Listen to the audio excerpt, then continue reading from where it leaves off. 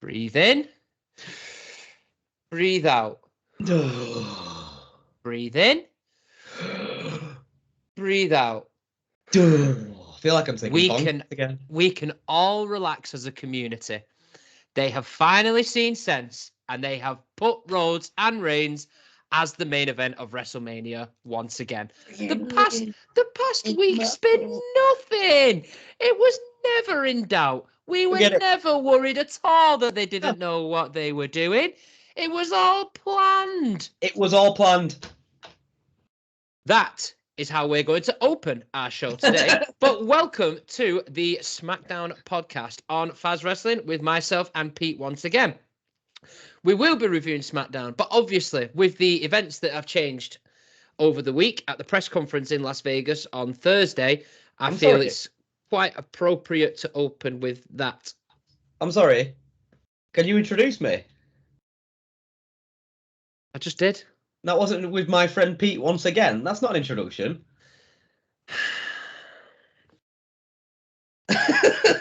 Oh, come on. I am joined today by my wonderful co-host, Peter. Peter, how are you today, sir? Fucking better now. 100% better. Now that I know I have a voice, I'm a person, I have a soul. Cheers, Kieran. Now, speaking of the soulless, Dwayne "The Rock" Johnson. There we go. We've got there. We've managed to link it back. But yeah, I think it's appropriate to obviously have a quick chat on the events that went down at the press conference. Obviously, 100%. with that being the main information, that was how SmackDown opened, with a recap of said press conference. People that didn't actually watch it, I know me and you, we both watched it. We didn't watch it live, obviously, but we watched it back the day after. We did, because we planned on doing something, if you remember, and yeah, we were going to do a show for it. Someone had a poorly tummy. I wasn't well. I own all responsibility on that. I was poorly, and I went to bed and had a little cry because I didn't feel too well. So, but it's okay, though. They were happy tears because I knew that Cody was going to finish his story once again. We did. So everything was okay. No, it's interesting, this, because we have completely opposing views on this, don't we, Kieran? We do. We have. I'll tell you what. Let's run through what went down, how it went down, and then we can share our opinions in that, because it will probably lead us to the first 20 minutes of the show today, as we're probably going to. We'll use the technical term of debate, but the chances are we're just going to argue about it. I'm probably going to I might even get personal at some point, so I apologise. You little bitch! I love it. Kitten got claws, mate. So we had the press conference, yada yada yada yada. We had a little panel. We had Pat McAfee, Michael Cole, Big E, and CM Punk. They kind of just said a few words in between things. There was brief bits. Bianca came out to spin her hair. Rhea Ripley. It was set up that Big E and CM Punk were going to be a big part of the press conference, and they were not. No, it was all Pat and Michael Cole, which all Pat does is just say what's happening, which I love. He just says what's happening really enthusiastically. He's just a massive wrestling fan, massive WWE fan, who's there, but he's also kind of like, I don't know what the word, special needs, like. Yeah, I mentioned, I think, I don't know, a couple of podcasts ago about Pat McAfee joining the Raw commentary team, and said how he was like Marmite, and you love him or you hate him. And we love him over here at Faz Wrestling. No, I hate him. I officially hate him now. I can't stand him. I've made my mind up. Loves Pat McAfee. Co-hosts do. I don't. He's not for me. I've realised it now. And watching the whole of that press conference especially made me realise how much he just does my head in. He's just really, really fucking annoying. Like, he says, he comes out with comments that are just full circle and non-beneficial to the conversation. That's what I mean. He just says what's happening. He just describes what's in front of him. Really, it's amazing. Like, honestly, he's like, he'd sit there, right? He didn't say this word for word, but this is the sort of thing he'd come out with. He'd be like, it's a pleasure that Big E's here. It's a pleasure that CM Punk's here. Michael Cole, you're here all the time. But I just don't know what's going on. I just don't know what's happening.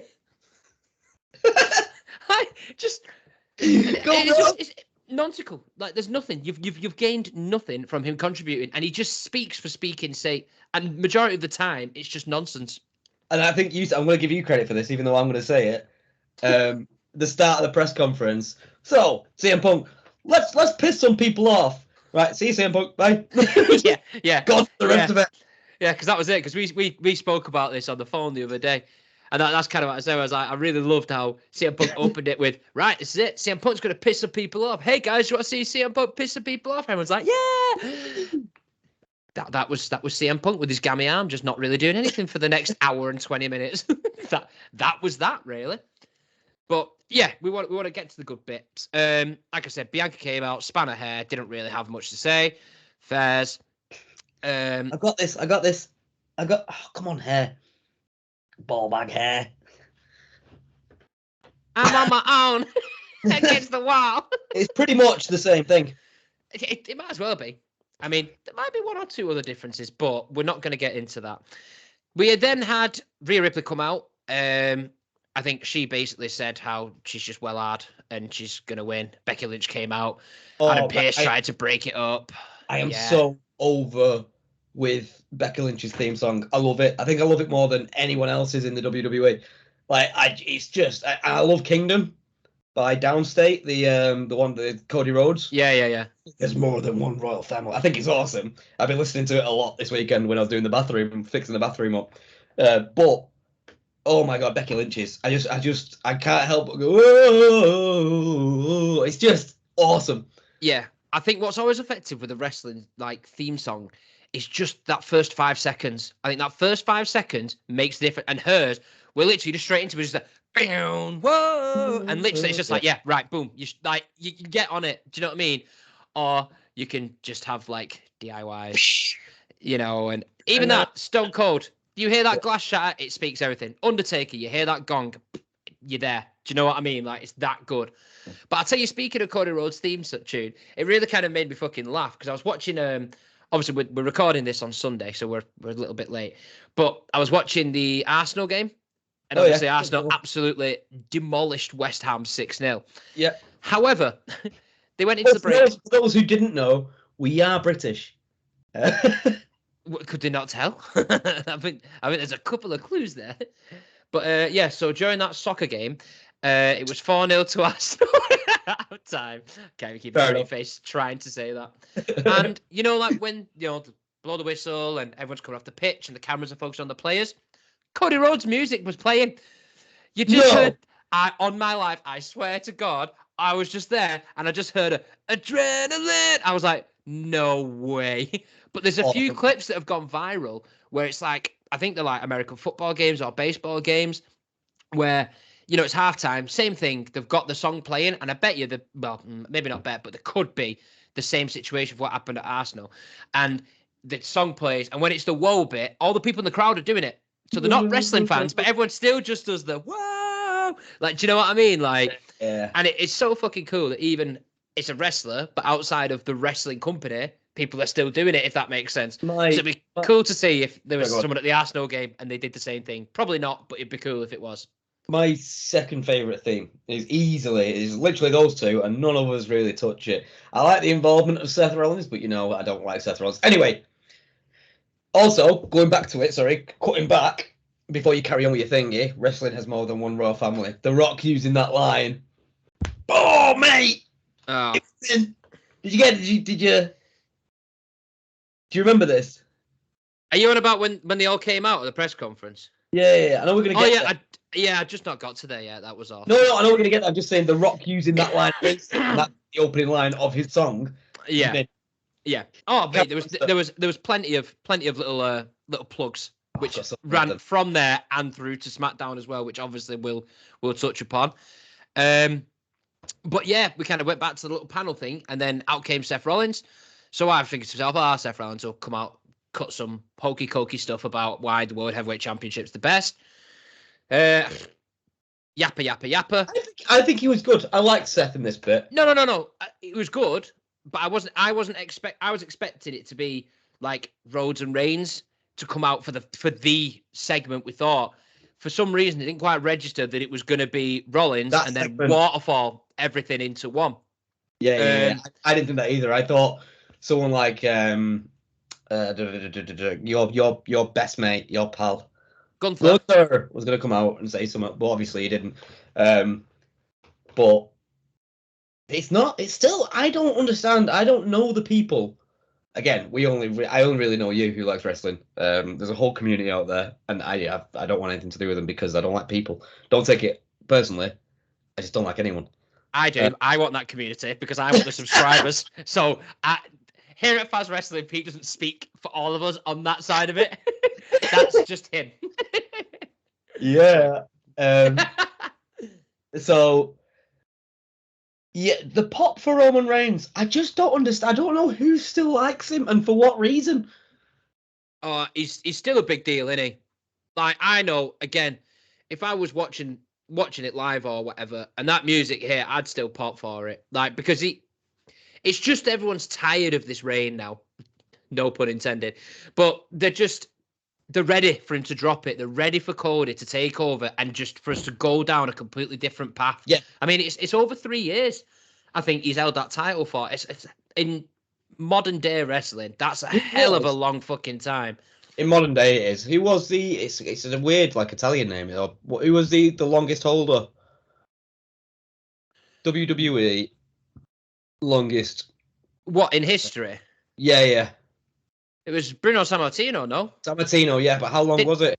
I'm sure he's held it for something nuts like 5 years. Oh, 6 years. 6 years plus. 2,803 days. Yeah, because I know that. I thought it was Hulk next, but it's not. It's Bob Backlund. Yeah, Bob Backlund. 2,135 days. Yeah, but for some reason, I don't really get the logistics of it all, but they've not really spoke about him in the records. It's all Bruno Sammartino's record, Hulk Hogan's record. Like, They've just not mentioned Bob Backlund. Not sure why, because he's not a million miles off. Bruno's, I'm guessing you've got the figures there. I have indeed. 700 days, near enough. I mean, again, we say, oh, that's not an awful lot. It's just over 2 years. You know what I mean? You know what I mean? And we're just sat here like 700 days. What even is that? Hulk's was 365, so it's a 1408. So like nearly 4 years, over 4 years, nearly 4 years, or just under 4 years. It is. It's crazy. Like, but then you think that must have been boring. But then you look at this. But I think this one's been boring. I think the last year, Cody should have won it last year. Everyone knows it. Yeah. I mean, and it's wasted them another year. It's kept them another year of storyline to use this year. But still, as a consumer, it would have been a lot more exciting to watch Cody win it. Yeah, 100%, 100%. And the sole, pretty much only reason as to why that didn't happen is purely because they wanted that record. They wanted that number to tick up. They want him to break. I think, God, what is he? I want to say Reigns is currently 4th. I might be wrong. I think he's 4th currently, or he's near 4th. He's like there by like within the 100 days bracket, but I'm not 100% certain on that. So they kind of wanted him to break into that, because the fact of the matter is, this opportunity ain't gonna happen anytime soon. Like, I don't think in our lifetime we're gonna come close to him having that. So they've kind of thought, right, let's just do it. We're this far now. Let's just crack on. Let's just see how far we can go with it. But if he retains at WrestleMania instead of Cody winning again, can you actually imagine the backlash on that? Fuck me. The backlash on the fact that they tried to take Cody's opportunity away. Never mind them giving him his opportunity, but still not letting him win the title. Oh my God, it would kick the fuck off. And to be honest, a little part of me would be there for it. But the 99% of me is absolutely wanting him to drop that title. Yeah, I think it'd be funny, and I think it'd be really impressive to see how they dealt with it. But everything's been set up now. Like, so The Rock as a heel. I mentioned this on the phone before. So explain what happened. I'm just going to tell you really quickly. Number 4, you'll never get who it is. You'll never get it. Okay, go on. I'll give you one clue. He's already on the list. That's why you'll never get it. Oh, yeah. No, I knew this. It's Bruno, innit? Sammartino. Yeah, he's on there twice. Yeah, I knew that. It's like 7 years, so he held it from... This is bonkers. I didn't know this. I'm glad you knew it.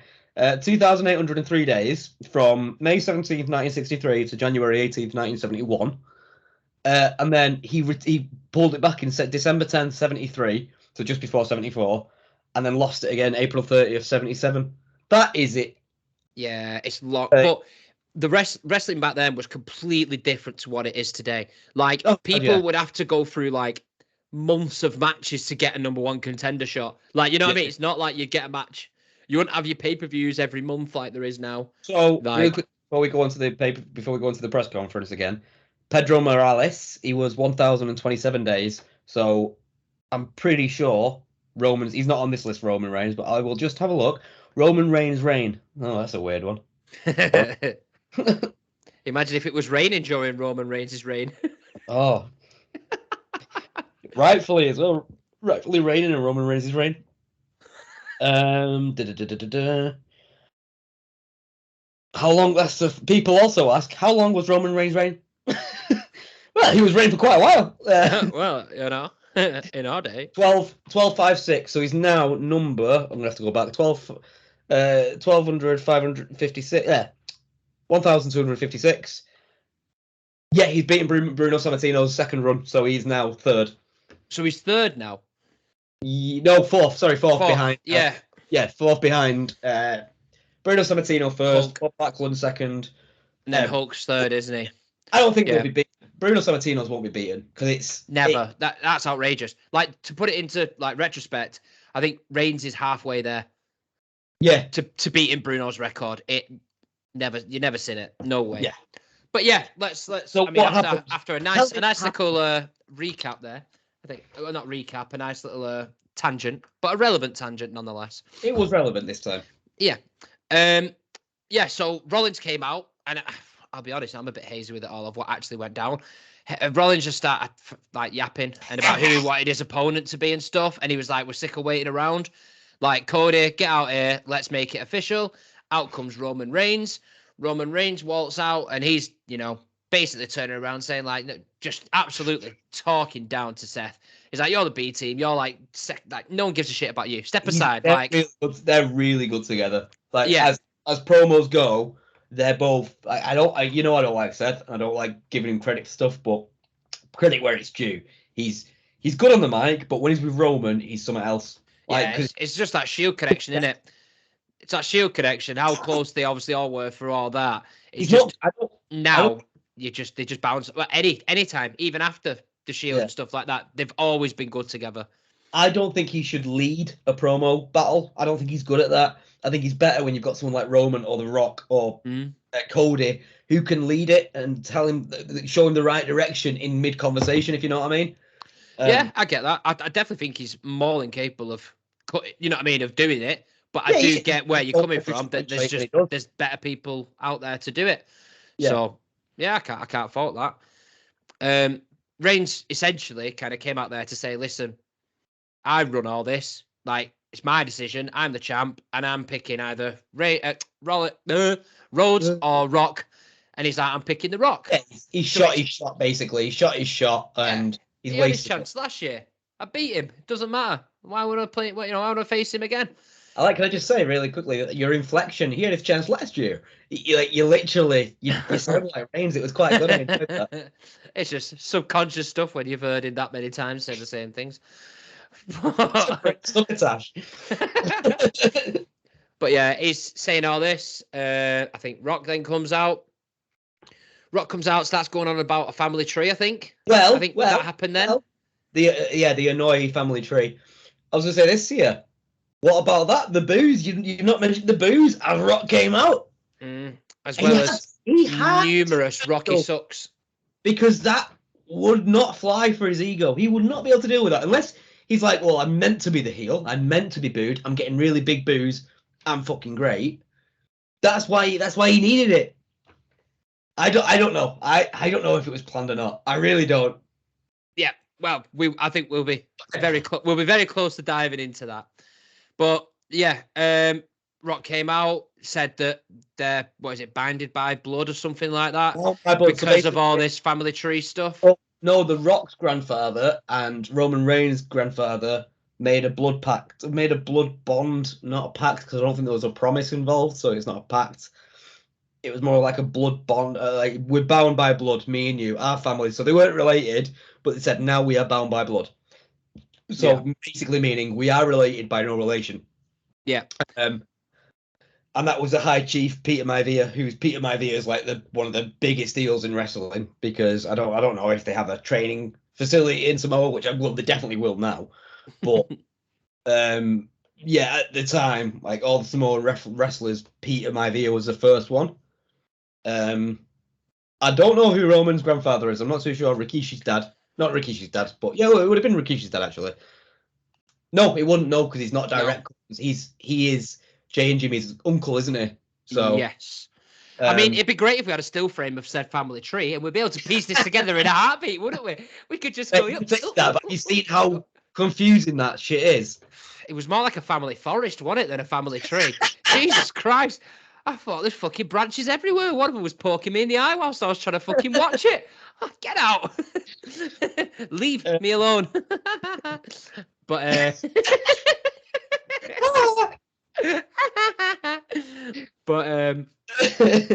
yeah, and they kind of spouted all this, shook hands, was like, yeah, fair enough. And then Cody came out without his music, which that was weird. I thought was very strange, because you thought they'd at least drop the music and everyone would go nuts. But he kind of just went, wait a minute, guys. And wait a minute. It's like somebody figured something out. Wait, like, the dumb character. Like, wait a minute.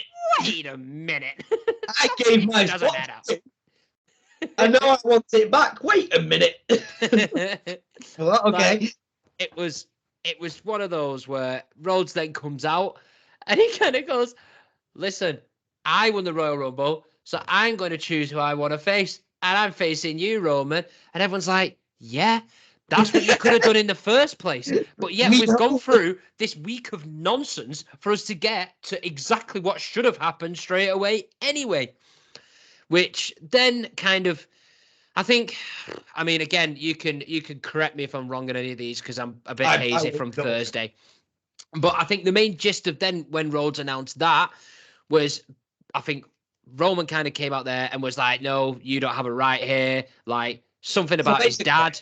I'll give you a rundown. Yeah, go on, you go. If you're more clued up, you go. I am. So because I rewatched it again today, that segment. He goes, you're done. Your time's gone. You're irrelevant, like your dad. Now, to me, that's a bit mean. I personally think that's mean. So he said, you're irrelevant like your dad. And then he goes, right. And then he lets him go on his little fucking... Rock just stands there looking like the dry roasted peanut he is. In the background. So then he goes, right, if you invoke my father's name, and you have done several times, so let me do the same to you. Let me give you the same treatment. He says, if your grandfather was here, if The Rock's grandfather was here, the late great chief, High Chief Peter Maivia, they would be ashamed of you. And he also used the line which I love. What's this fight for? What is this fight for? To see who's the head of the table. Why? Why does it matter when none of you have been doing the cooking for the last 2 years? Oh man! Oh yeah, son. Cody. I forgot about that line. And literally, again, on the mic, no one touches him. LA Knight comes near because he's just good with insults. But character-wise, no one's better than Cody Rhodes at the minute. I disagree. I think for stuff like Gunther though. No. For stuff like that, mate, CM Punk's top of that table. For coming up with those one-liners where it's a proper fucking burn, CM Punk is the number one guy. Right, that ain't to be disputed. Okay. Because I forgot CM Punk was back. Excluding CM Punk. Excluding CM Punk, yes. I that's my opinion. You can disagree with that, unless I've forgotten about someone else. No, there could be, but no, I think that's pretty valid. But then from there, yeah, go on. Sorry, go. No, you go. You tell me what happened. Yeah, no, it was essentially from there. Like, Rock then kind of steps up there, and it's like he kind of really goes with this really slow delivery of basically saying, "Don't call my family," but it just was like, do you know what he was? His uncle is my blood. My blood is his uncle.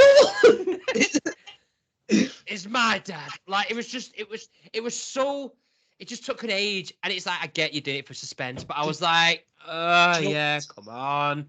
It was such Will Smith at the Oscars vibes.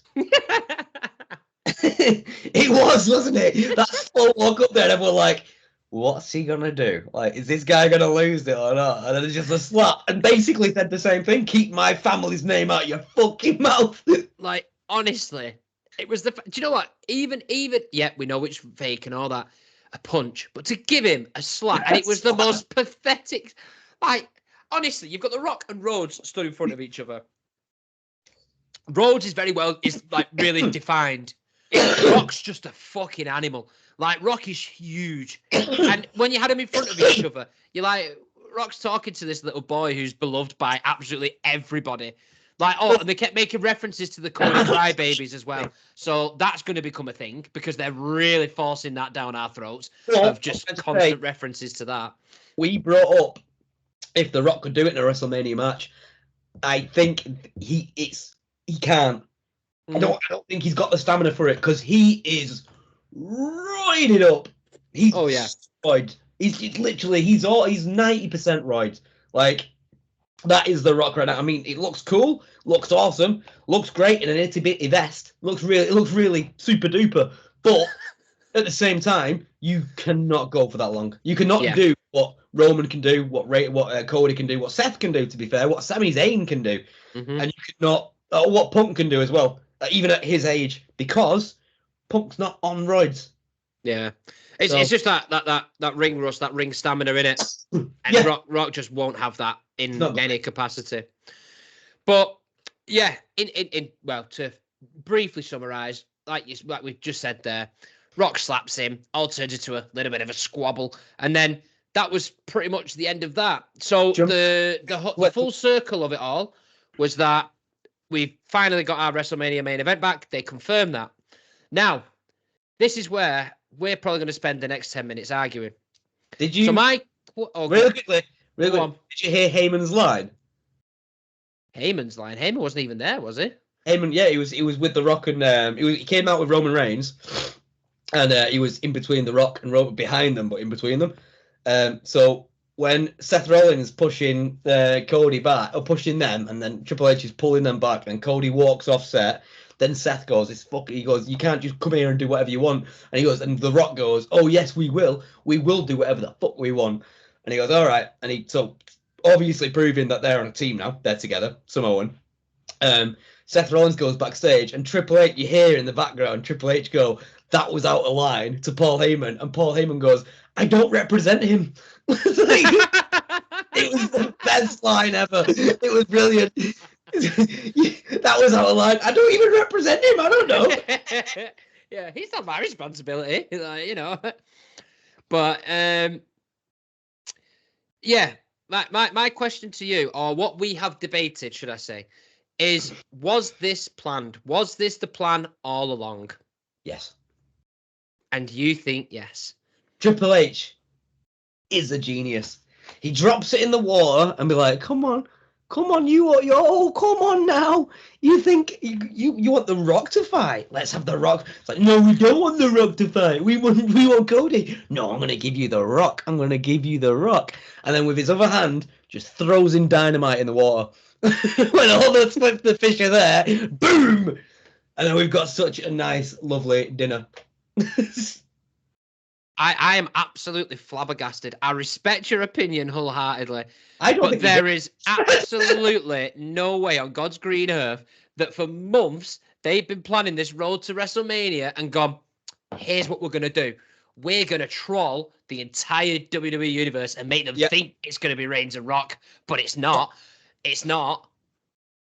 Yeah, but they didn't do that. That's just not true. That's an absolute blatant lie. That is absolutely not what they have done.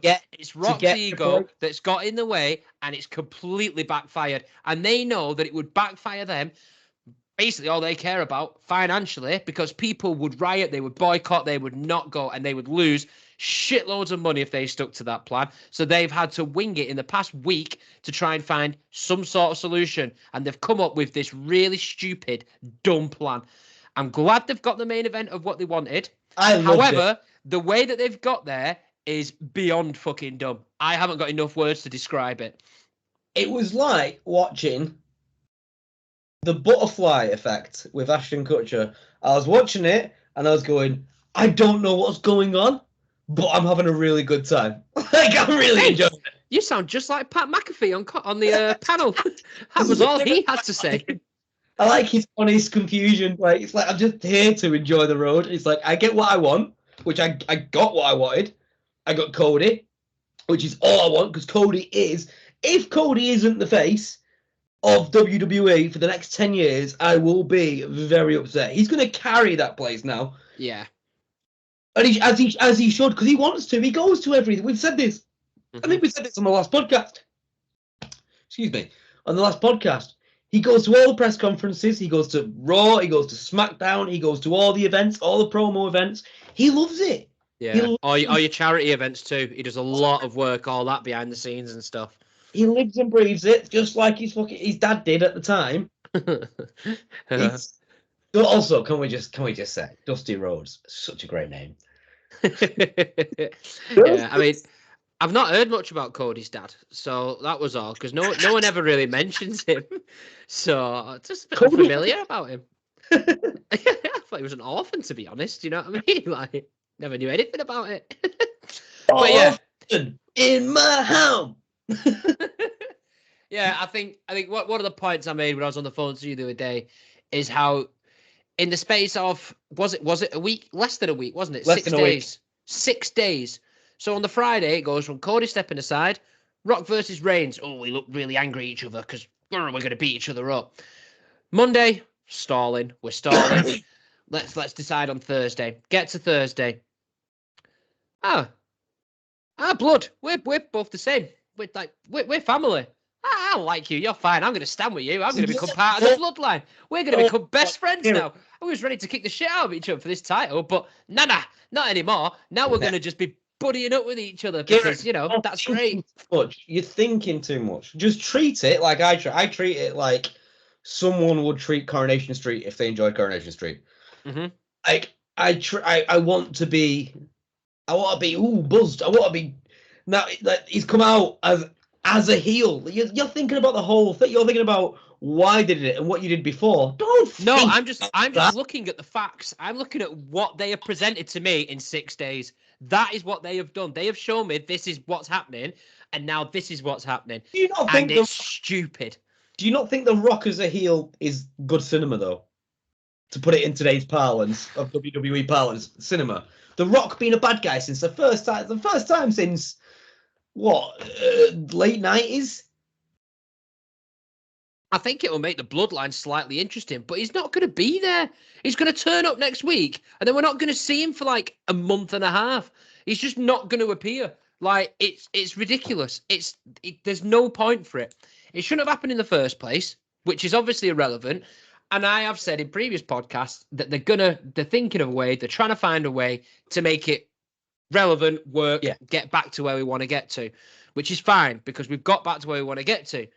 It's just how they've got there is just really silly because you've gone from them not liking each other to them fighting each other to them standing side by side. And it makes no sense. Kieran. So why is Rock now a heel? Because he slapped Cody. Cody's the face. You can't slap. No. He was heel before that. Before he gave him a slap, why is Rock turned heel? Because Cody called his family after they called his dad. No. As well as the many times his dad's been called. He's heel now because he's leaning into it. He wanted to come back as a face to be against Roman. But he's come back, he's heard the boos. So he's gone, I can't be booed when I need to be cheered. But I can be booed if I need to be booed. So he's healed. He's done a heel. He has done a heel turn because the fans booed him. Yes, 100%. The dumbest thing in the existence of mankind. What was that? That means shit. You're right, and it wasn't planned, and he just So either way, I win one argument, I lose the other. So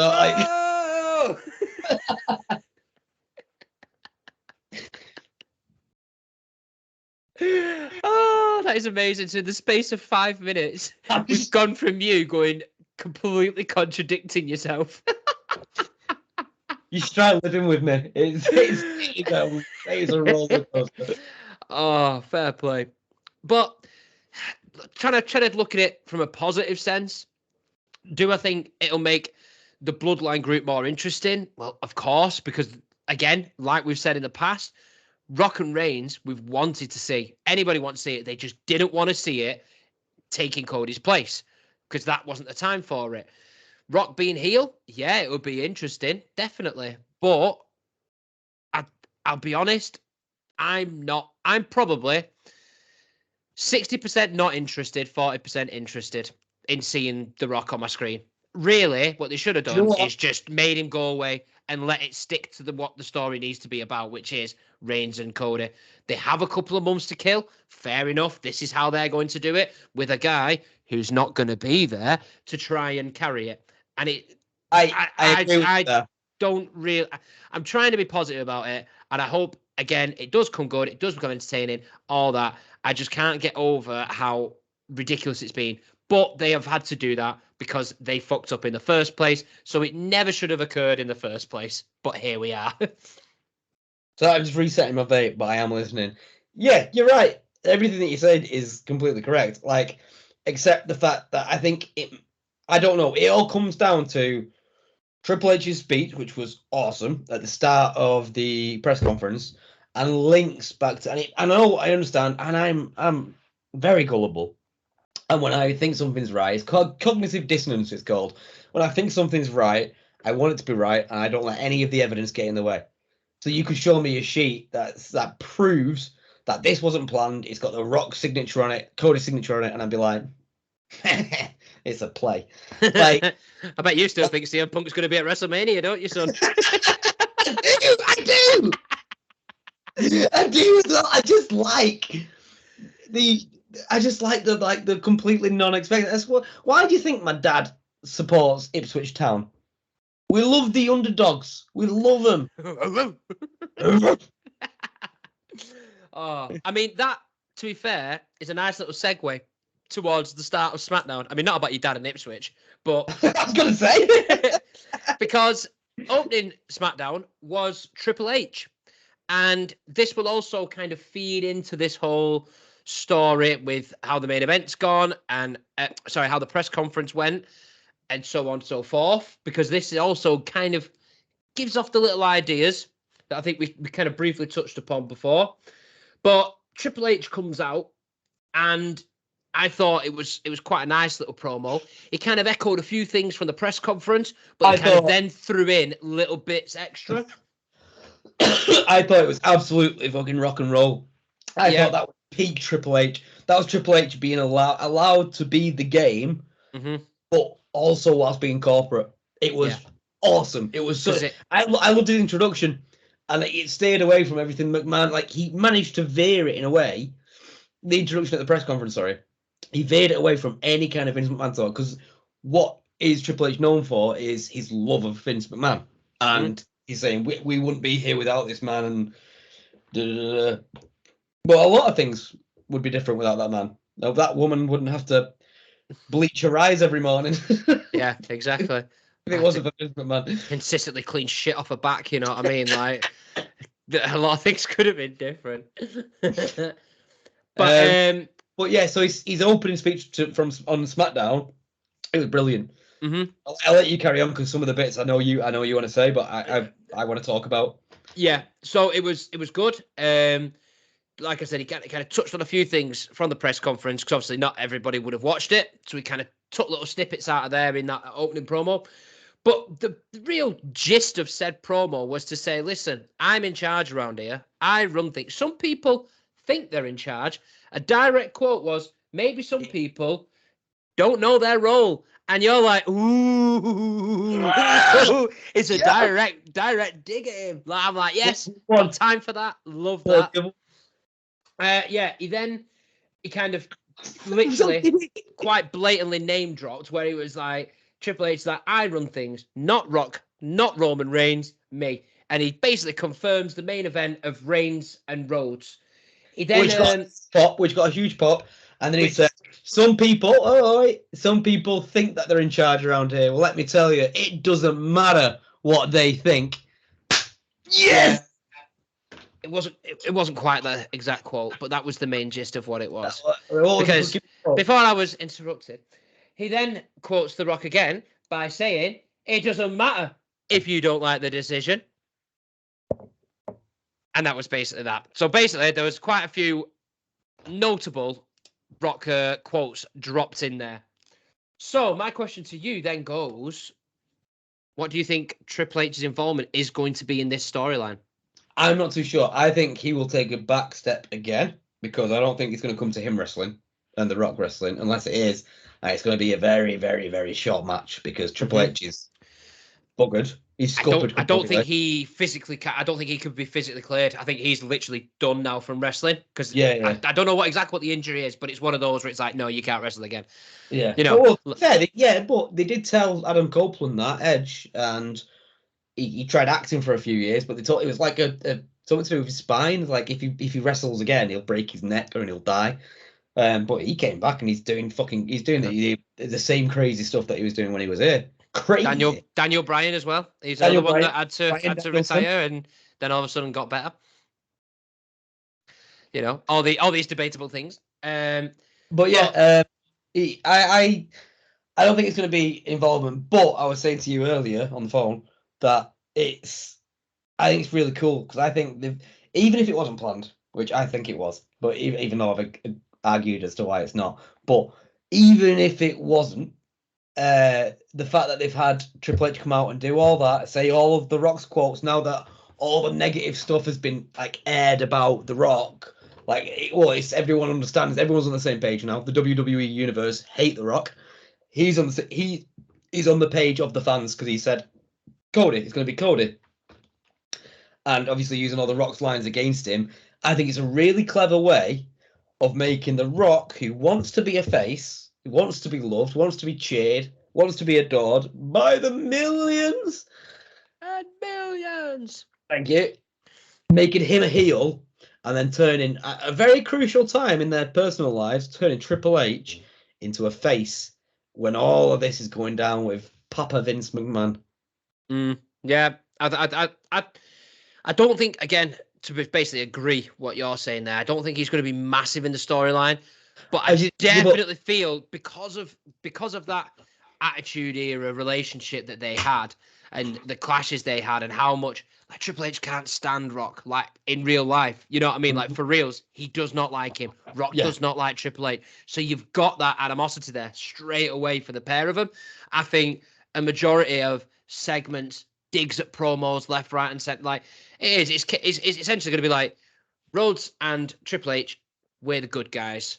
You've then got Rock and Reigns, because obviously with Rock's now involvement in TKO and being director or what, that puts him above Triple H in theory. Technically, he's Triple H's boss. You know what I mean? And I think they're really going to try and play on that sort of thing. But I don't think, like I said, it's not going to be every week. It's not going to be shoved down our throat. But I think if Rock's going to be there, I think Triple H is going to be there, and they're going to bounce. I think there'll be a face-off, that sort of thing. But I don't think it's going to significantly affect the story. That's my other worry, that it delves away from Rhodes and Reigns. But because of the time frame that we've got to get there, they need to kill a bit of time. So is this their, winged up plan that they've put together?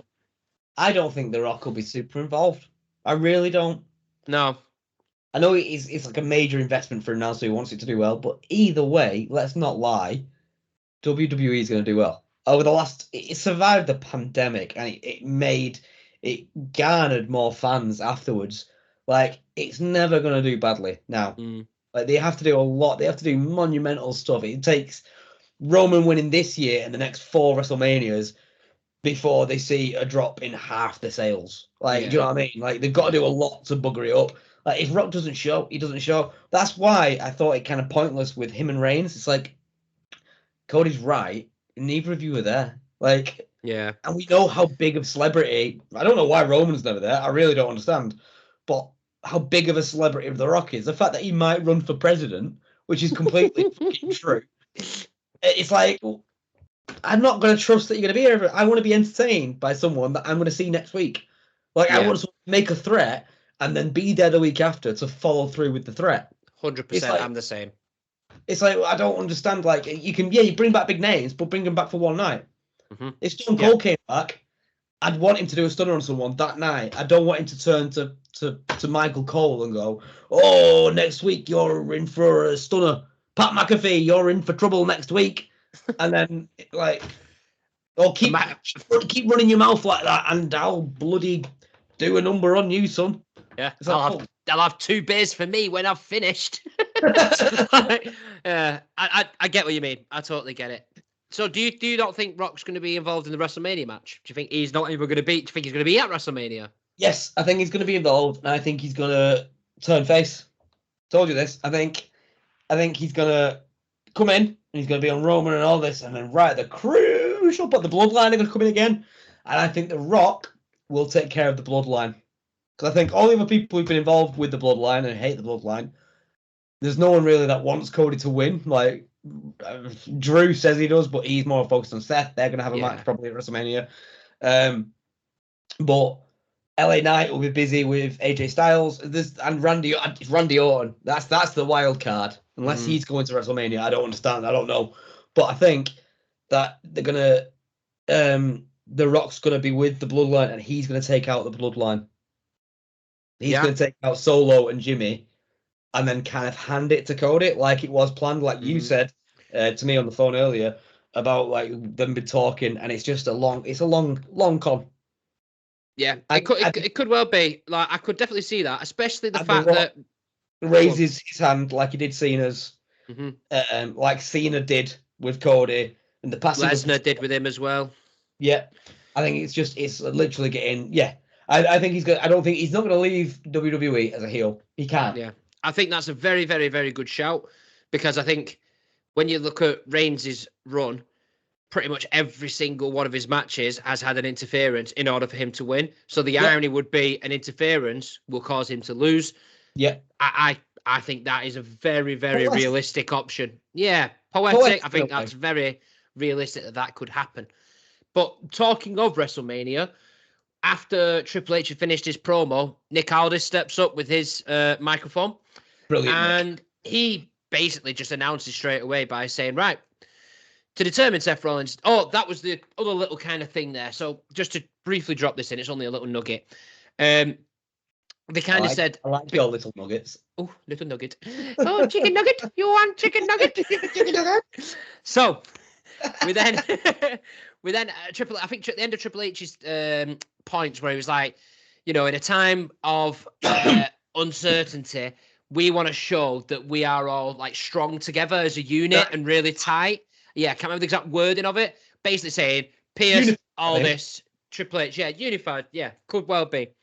Like, we're all unified. We're all on the same page, blah, blah, blah. So you basically had this tension between Pierce and Aldis, and they're kind of like, right, we're gonna just put that to the side for a little bit whilst we kind of resolve all this, because now we're boys, you know what I mean? Like rock, big bad rock, like, so from there, I only say that because obviously Nick Aldis then announcing the Raw's main title, and what's going to happen with that seems a bit bizarre, where it should be Pierce because Pierce is the Raw guy, so on and so forth. So they're working as like a unit now, essentially. So that kind of animosity, that sort of, not getting along, that's kind of out the window for a little bit. I think that'll be back, but I think just for the time being, everyone's on the same page. So Aldis then says that there will be an Elimination Chamber match at the Elimination Chamber to determine who faces Seth Rollins at WrestleMania for the World Heavyweight Championship. So he said there will be 6 of 12 opponents, well, 12 wrestlers, obviously, with there being 6 matches, 6 entrants. 6 of 12 opponents. Yeah, whatever, you know what I'm saying. So, the people were out of Orton, Randy Orton, Bronson Reed, Kevin Owens, Logan Paul, AJ Styles, The Miz, Bobby Lashley, Ivar, which I'm quite happy that he's got the recognition just to be entered in that. That's I was surprised but happy. I'm going to finish your list. Yeah, and then Drew McIntyre, Sami Zayn, Dominic Mysterio, and LA Knight. And there will be a series of matches between those guys to determine who's in the Elimination Chamber. Now, I'm happy Logan Paul is competing more, I think it's pointless having him in that list. Do you think? But no, because he's going to be in Elimination Chamber. Mm-hmm. And it just seems silly. It just seems silly that he should have, like, with the whole treatment, like, we'll come into that segment in a bit, but I want the Rock treatment. He should have vied for a place then and there. It's silly because everyone knows he's going to be in it. And it's going to be even stupider if he loses. Yeah. So it's like, why waste the screen time? It feels like that's what they're trying to do. Just run out time to have a 10, 15-minute match with him and Bronson Reed properly. Who is it that he's fighting? No, Logan Paul has got The Miz. Stupid. I understand.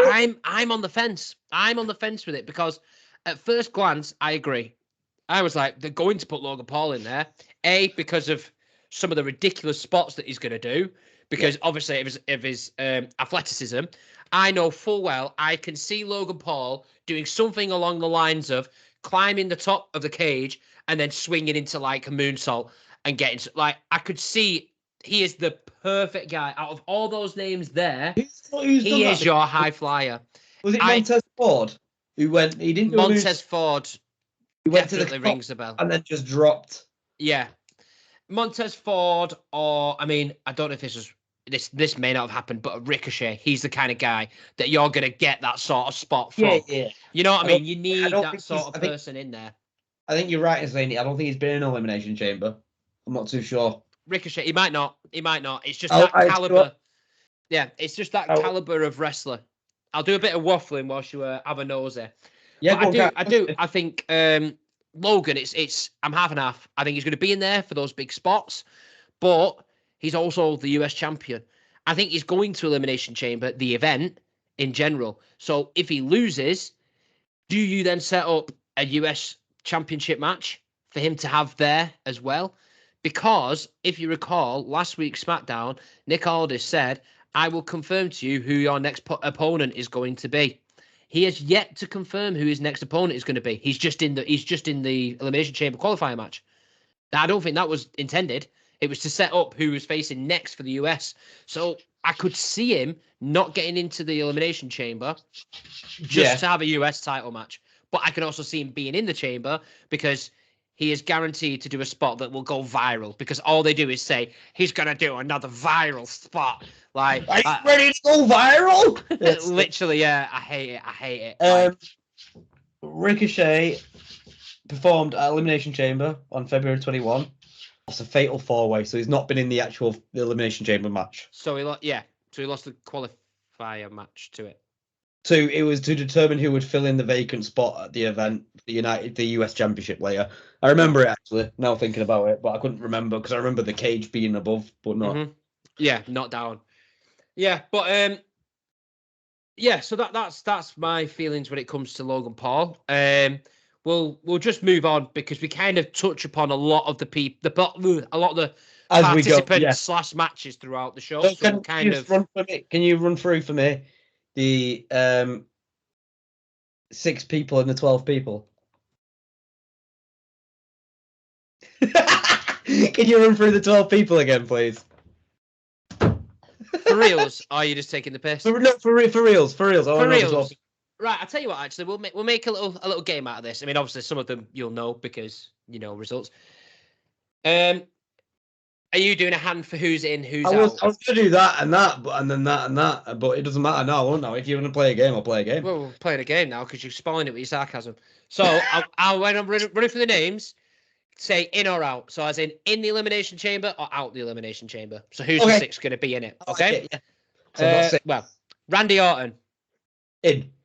Obviously. Bronson Reed. Who's he against? I think it's Bobby Lashley, but I might be wrong. In. Bobby Lashley. In. Oh, hang on, sorry. So Orton in. Bronson Reed in. Kevin Owens out. Logan Paul no. Out. AJ Styles out. Miz. I've got to say in, haven't I?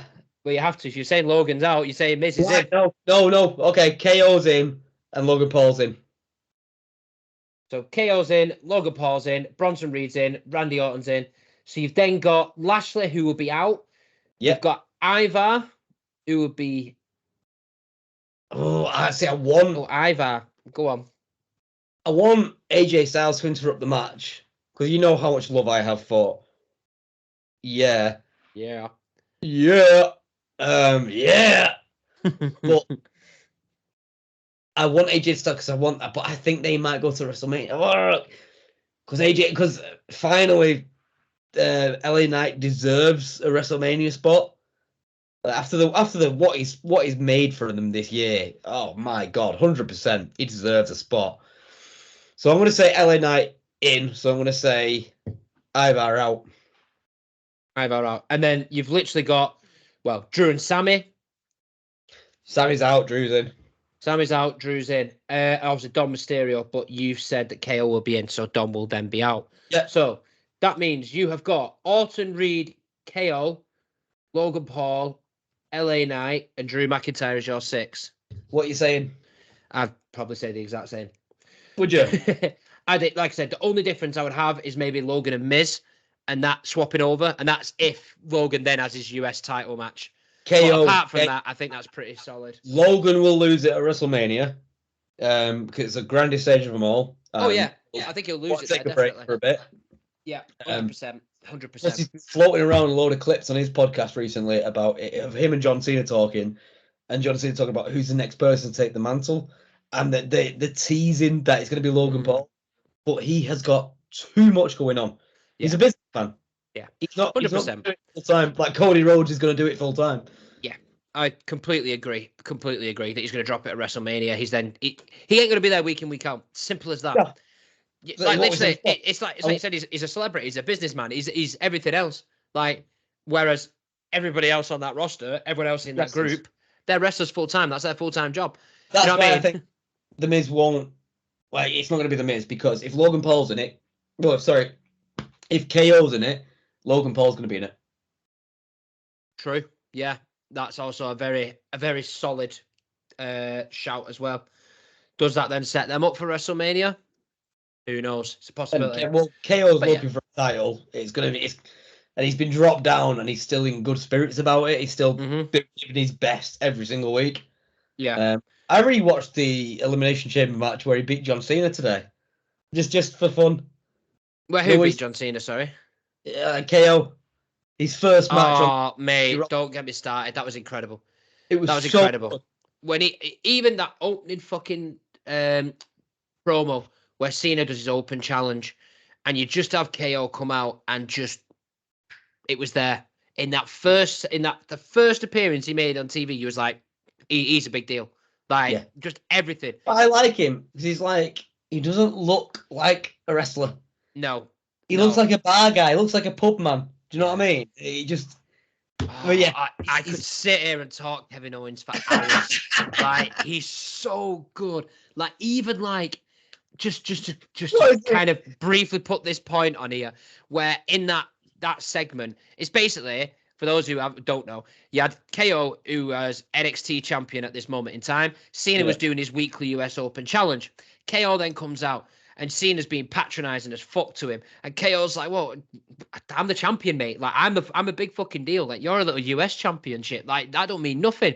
And Cena's patronising, talking down to him, calling him kid. Owens is like, calling me kid. He says, I've been doing this twice as long as you've been doing it. Just because I haven't had it gifted to me in the WWE. I've been doing this a hell of a lot longer than you. I'm 10 years on you, mate. Like, don't talk down to me. And I'm just like, I love him. I love him. He's my favourite guy. Like, literally. Everything he's saying is true, and it's just Cena being classic Cena, and KO was having none of it, and I loved every minute of it. We've mentioned this before. I said this, which is one of my favourite lines that I said, that Kevin Owens is the character you create on 2002. Know Your Role, WWE Smackdown, the game. Like that's who you make. You get the guy who does the stunt. Like Stunner was always my special. But you get the guy, he gets on the ropes. His normal move is the Swanton Bomb. Mint. Yeah. If you push to the left on the ropes, you do a moonsault. Yeah. Frog splash. Don't forget the frog splash that he throws in there. Not forgetting the pop-up power bomb as well. Like he is just finisher, finisher, finisher, Yeah. finisher. That's his He's moveset. literally the character you create and the moves that he is the person's wrestler. He's Yeah. like, He I don't want to have a see punch. He doesn't moves. have a punch option. It's actually just a people's elbow instead. Like there's no point for any of that. But yeah, again, we could talk KO for hours because he is super incredible. That could, yeah, like we said, set out for Logan at WrestleMania. But there's lots of options. I agree with your 6, though. I think that's pretty bang on the money. We then went to obviously the first of the 6 matches that were going to happen, which was Drew and AJ. Drew's music hits. He comes out, microphone in hand, quick promo going on. So he's still wearing that same shirt, by the way, which is just fantastic. He loves it. He loves the It's attention, Drew. Oh yeah, it's classic heel work, and it's exquisite heel work, should I say? Because Oh, it's God. fucking bang on. Who would have thought? Who would have thought the Scots are easy to hate? Good time to be half Scottish, guys. That means he only hates me half as much, so it's okay. It's fine. But speaking of hating, all he did was hate on CM Punk and just basically just made numerous digs at CM Punk about him being injured and how happy he is about that and so on and so forth. He then also, in the same promo, says, listen, thanks to me, Cody Rhodes was finally able to finish his story. If it wasn't for me, Cody would have handed that opportunity away. But I made him see it. I spoke to him, and he still wasn't seeing sense. So I gave him a little Glasgow kiss, and all of a sudden, he's right where he should be, going right after Roman Reigns. Well done, kid. You go get him. Or something along those lines. Like, go get him, kid. Yeah. Like, loved it. It's been a while since there's been a heel in WWE. When I say while, I mean like 6 years, where I've hated them, but I couldn't wait for them to come out. Yeah. And that he's nailing it. He's oh my God. Like, I literally going, oh, where's Drew? Where's Drew?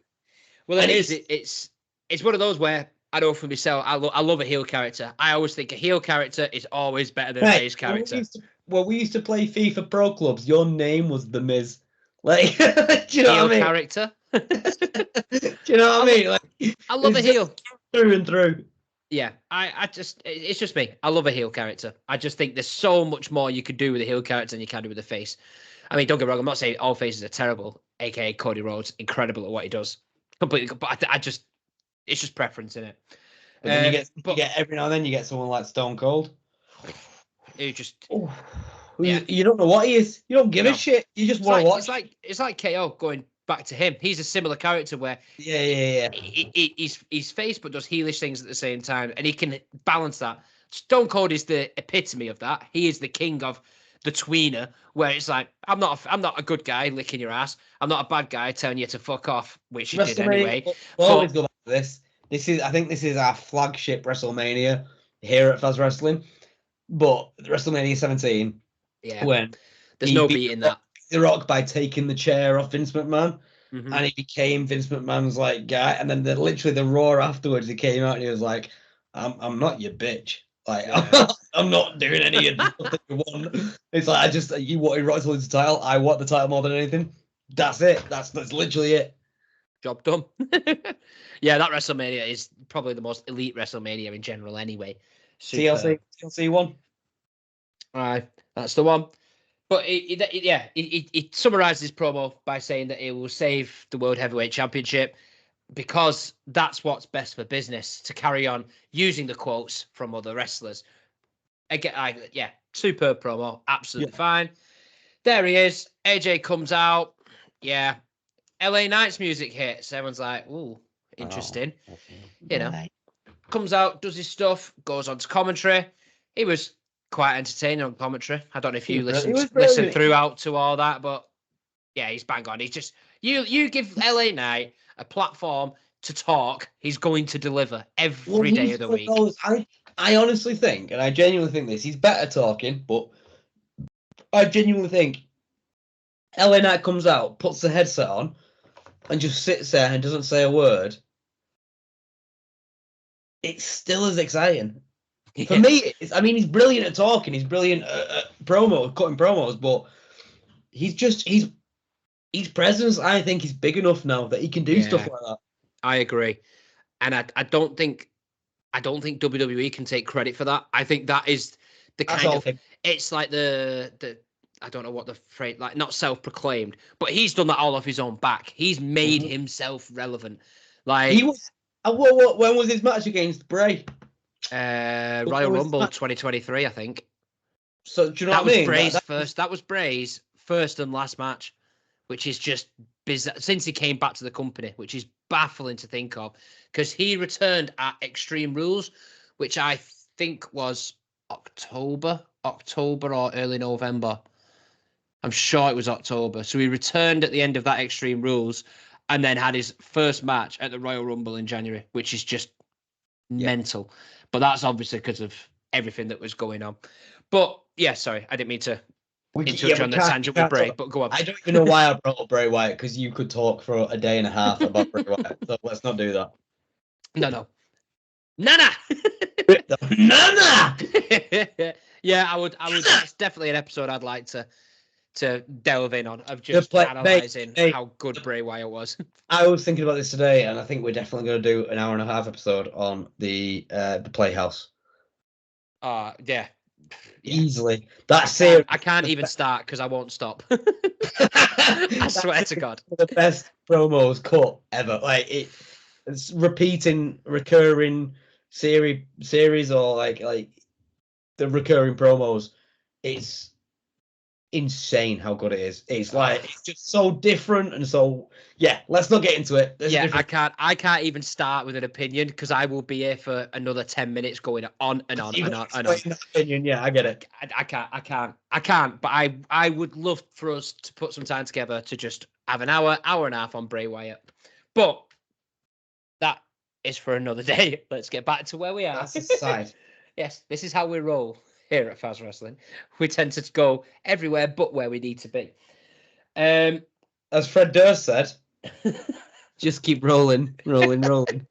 Just keep rolling. I'm happy that's where that went, because that could have gone anywhere with Fred Durst. Which is why I had a little chuckle to myself the minute I heard, to quote Fred Durst, I thought, oh God, I have no idea where this is going. I heard rolling, I'm like, that's okay, that's fine. I can live with that. But yeah, it was a good match. Drew literally just dominated straight from the off. It was all him. AJ then kind of starts to come back into it. AJ was kind of adopting the face role, even though he's been heel since he kind of was returned. You ain't out healing Drew at the minute. No. And you're still pushing, you are pushing Drew, so you don't want him getting cheered. So AJ's kind of integrated into that face character.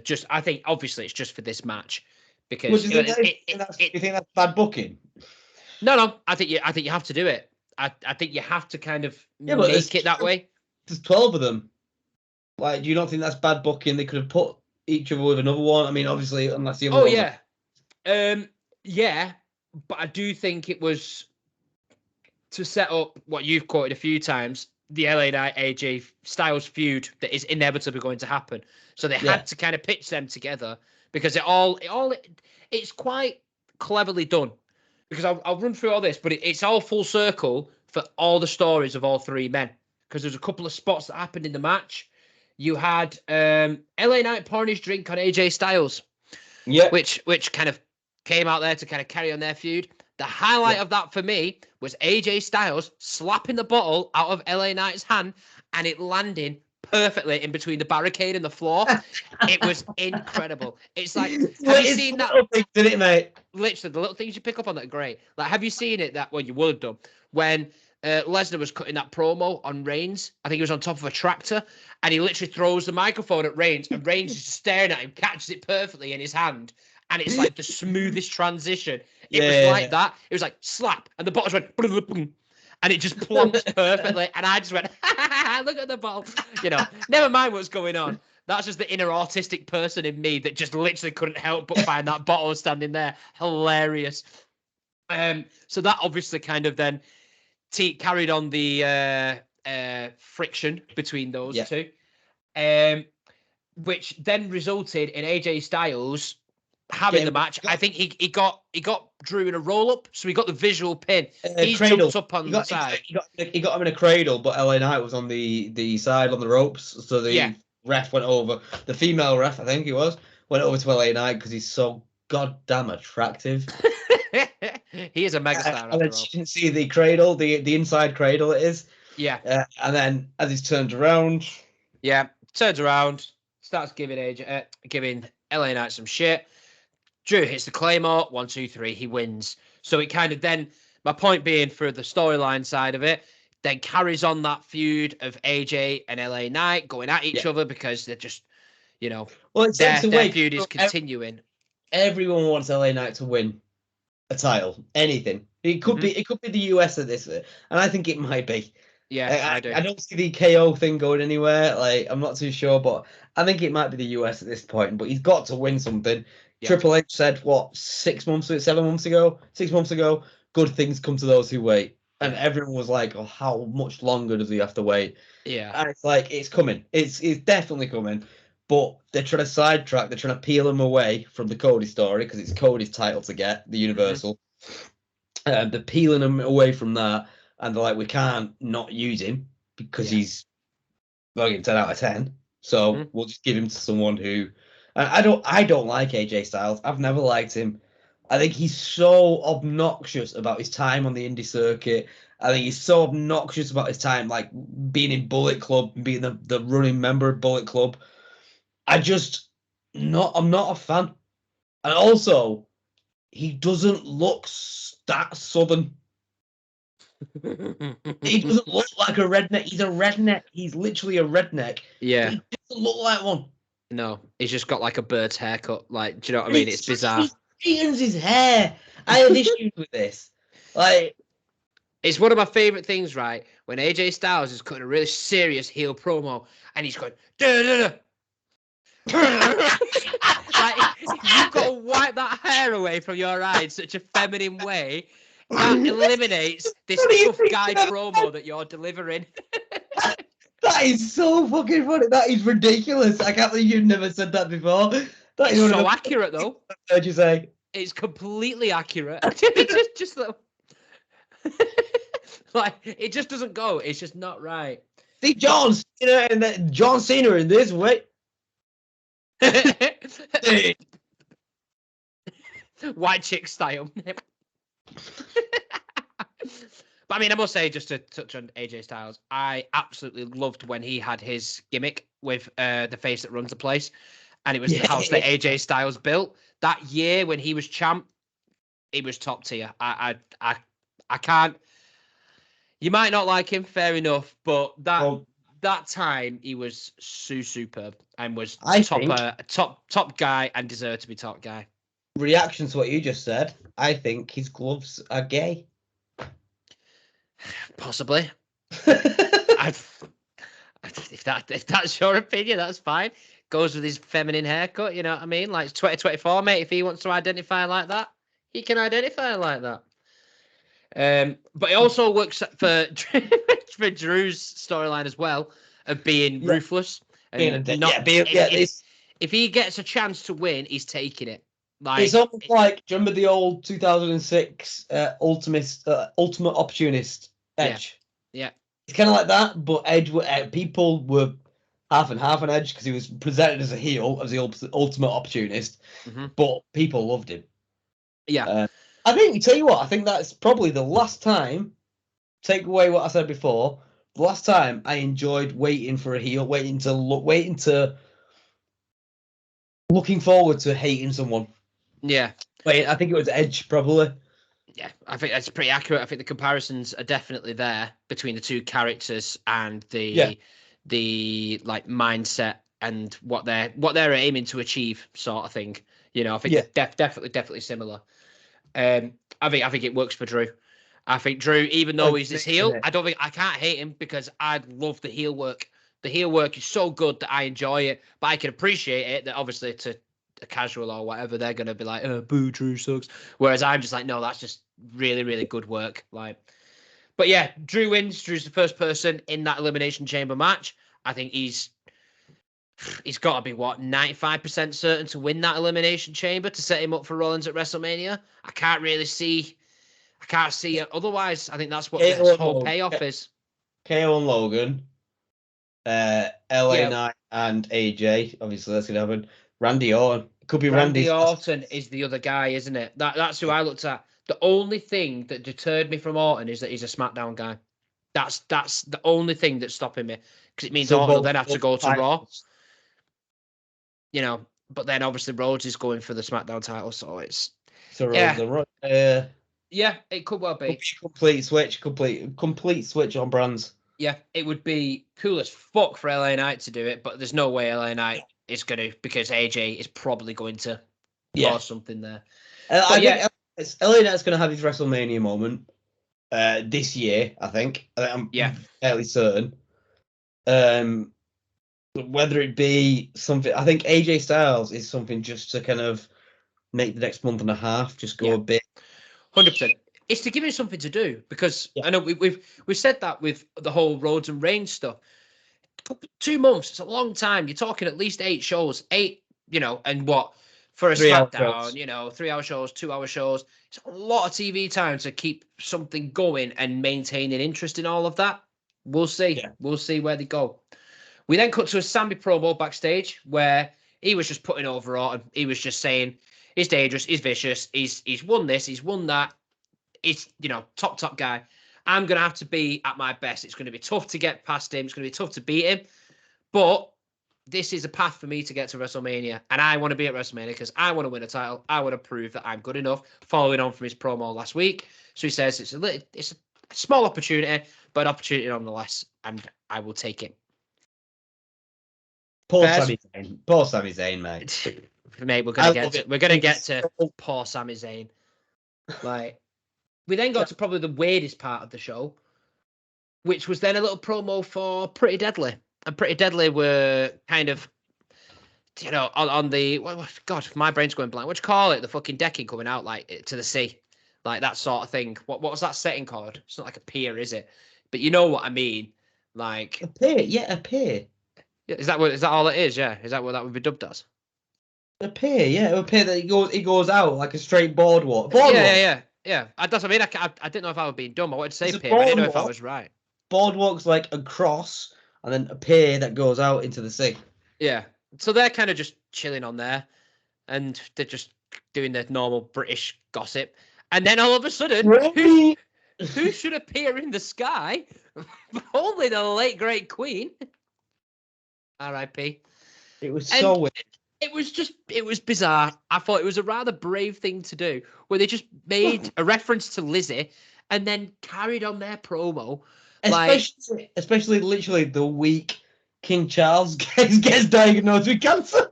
It was baffling. It was really, really baffling. And I don't know who in the creative side of it thought this will go down well.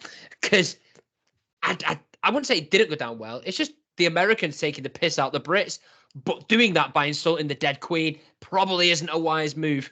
Like that. You find me the very niche group that is wrestling fans and monarchy enthusiasts. Like there's one guy probably called Wesley who's like, how dare they? How dare they? Like, do you know what I mean?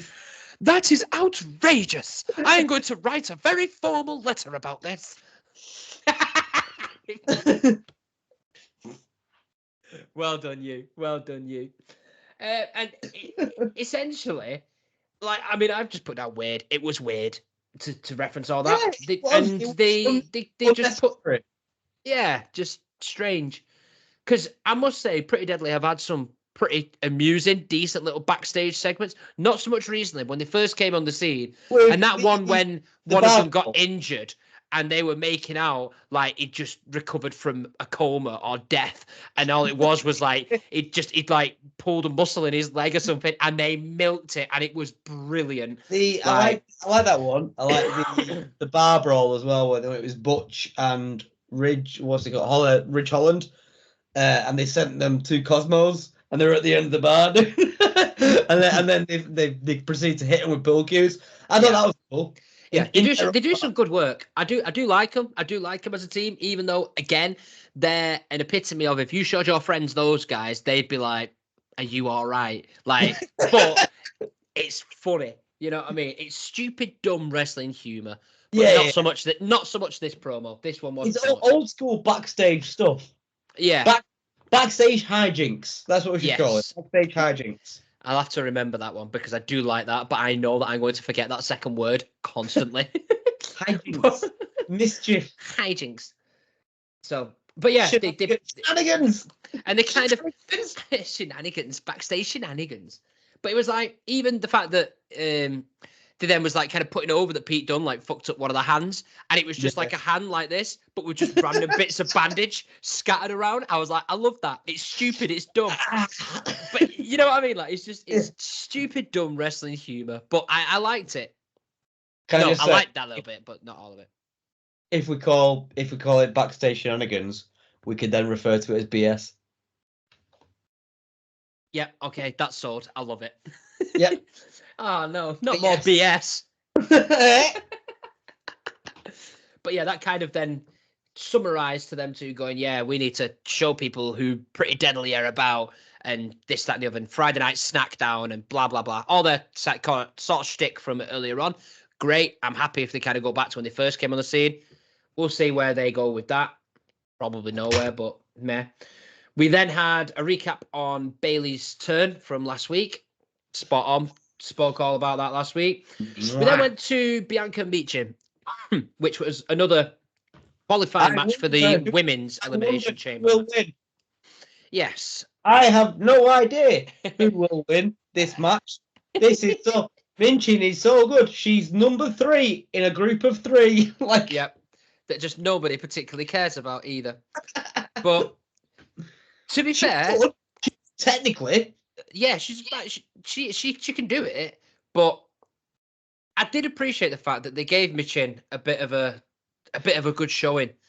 So they kind of she started off red hot. She came out the blocks instantly, like just to kind of try and be like, oh, Bianca's better than me, lol. But I might try and surprise her by going 100 miles an hour straight away. So it was like, oh, fairs. Kind of gave her a decent showing, but lo and behold, summarizing it briefly, Bianca turned it around. Bianca hit a KOD. Bianca won, which is no surprise whatsoever. I rate it, but it was an all right match. But I actually enjoyed the result. You knew the result before it even started. That happens a lot in wrestling. I said this about oh no, it's caught in my head. It's just gonna have to stay there. I said this about the Fatal 4-Way at Royal Rumble. So you knew who was gonna win, but I didn't find it entertaining. Like I didn't find it. Yeah. I didn't enjoy it because I knew who was gonna win. But this match, I knew who was gonna win, and I really enjoyed it. Yeah, and yeah, I probably agree. It's probably about right, to be fair. Yeah. We then had Triple H backstage talking to Bron Breakker. And Bron Breakker is, basically turning... Question for you. You go through what you're going to say, sorry, but I've got a question to ask straight away. So go through what happened. Okay. So, Bron Breakker's asking Triple H for advice because obviously they were close in NXT when Triple H was running things. Basically saying, should I go to Raw or SmackDown? And was there... I think Triple H was about to tell him where to go. Yeah. At which point, Paul Heyman then decided to interrupt, which kind of let out a little, you bastard. And Heyman walks in, shakes Bron Breakker's hand, and puts him over massively.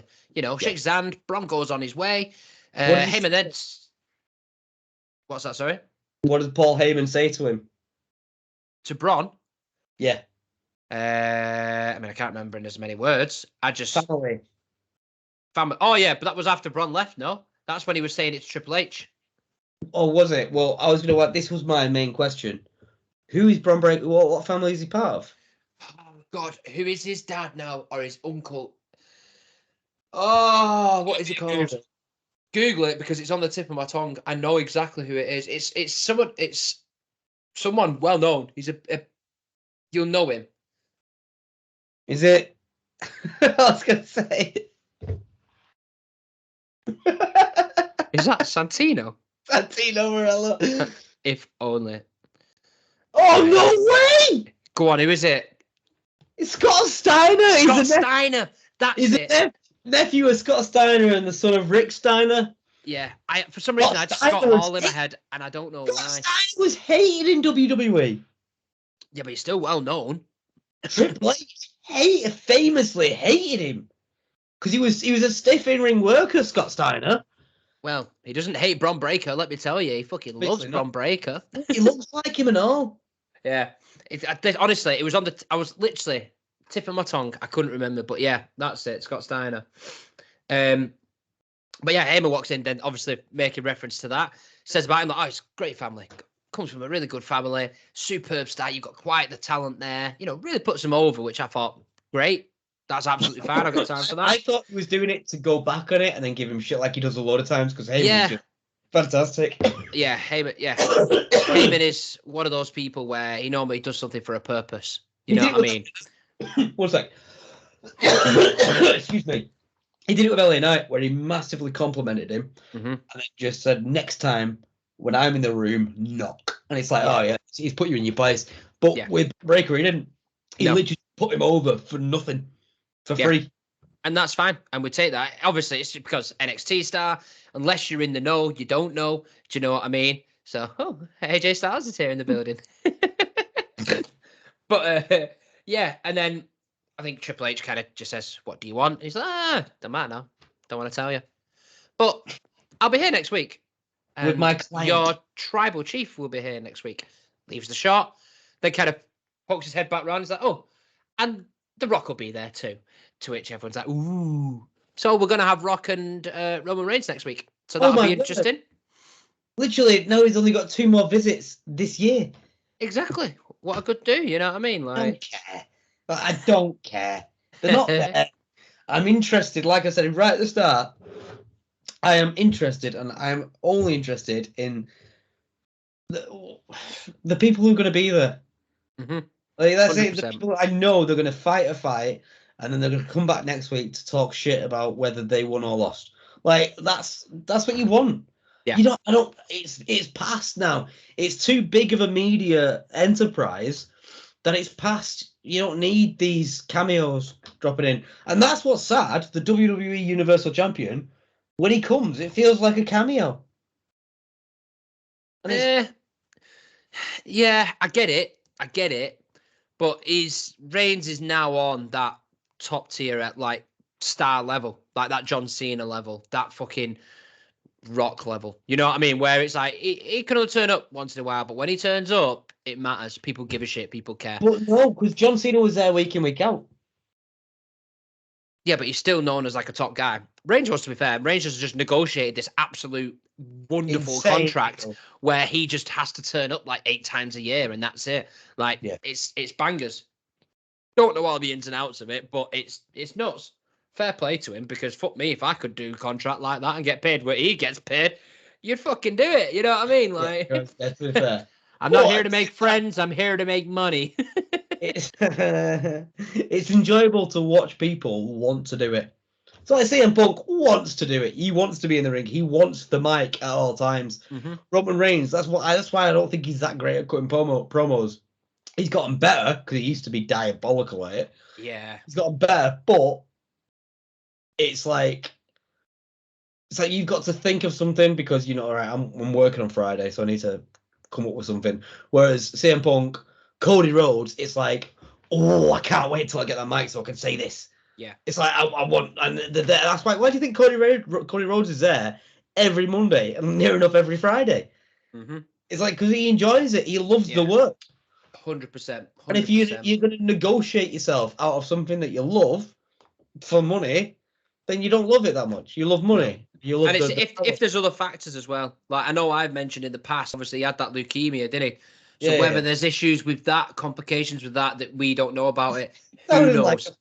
He sounded like a farmer or a hobbit then. He had that there leukemia, didn't he? I want He had that leukemia. He had sorry, only a farmer could make that sort of reference. Nobody else. Quick, we need a doctor. No, I'll be on this one, sir. I'll fix that one for you. I like a pint of cider. Well, we need that. We need that there. I'm a combined garden sector. Need those IVs, don't we? I don't. I'm turning Irish now. Right, I lost that as well. But yeah.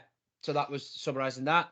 We then had Bailey come out, and Bailey comes out. The fans are well and truly behind her. That turn is complete. She is an absolute face. She is an absolute face. And the fans are chanting, "You deserve it." And she's even stood there in the ring and she's like, well, do you know what? I'm surprised by that reaction because I thought you'd kind of say, I had it coming. Like, that's my karma, this sort of stuff.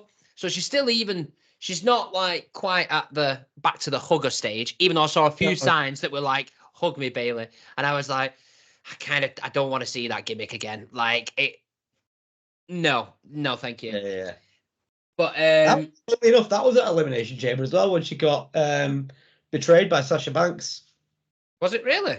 That was at Elimination Chamber. I don't know what year, but when they were like best mates, bezies. Yeah. And they were up with, I think it was Alexa Bliss. And Sasha who they came up with? No, I mean Sasha Banks and Alexa Bliss were on top of the one of the chambers. Oh, right. And she was hitting her, she was stamping on her, and Bailey jumps up to try and help, and as she's climbing up the chamber bit, the pod, Sasha Banks kicks her off and does a big smack. Yeah, I remember that.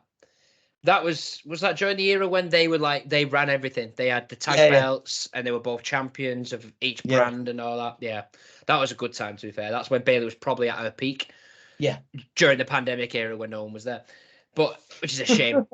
But you sounded so salty saying that. Then you don't see her crying about it, Drew. But she kind of turns around. She says she did everything. Cry babies. Oh, you do. You do. Mate, all of you.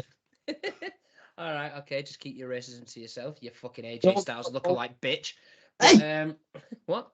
They don't want none. Nope. They don't want none. They don't want none. Nope. They don't want none. You're white. I can't wait to see you stood in the mirror in the morning going like that with your hood up.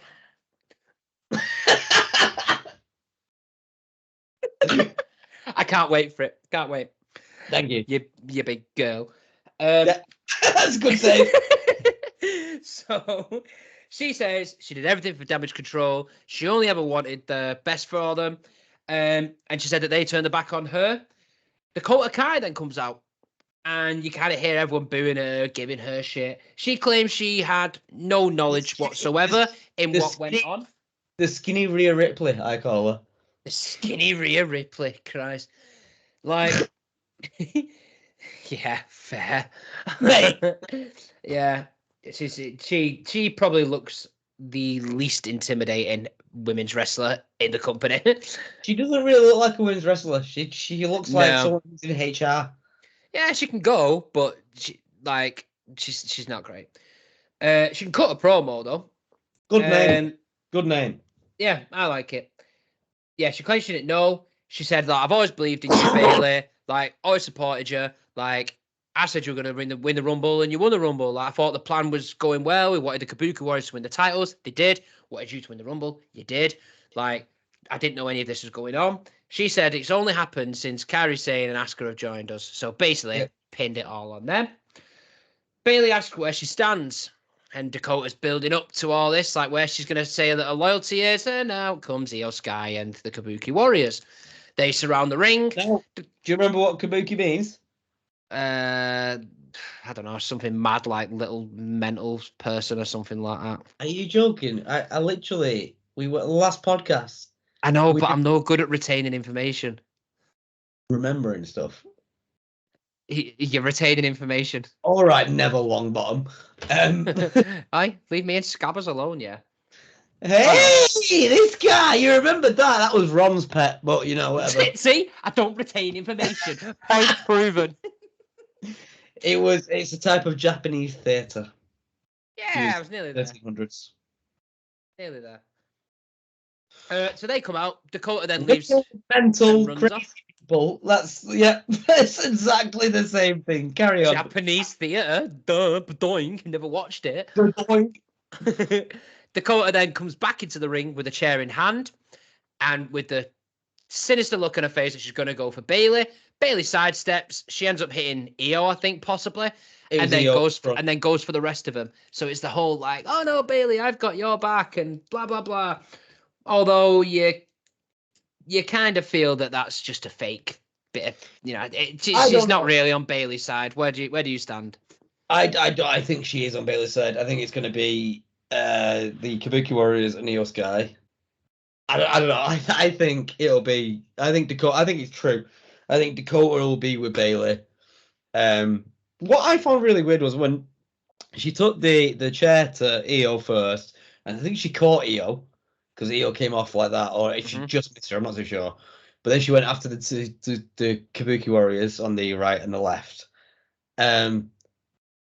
But then she still held up the chair, like threateningly to Bayley. Like, it's like, what other option have you got? You're just gonna piss off everyone. Like, why are you still threatening it? I'm not on their side. I'm not on your side. I'm going solo, even though I can't wrestle because my knee's fucked.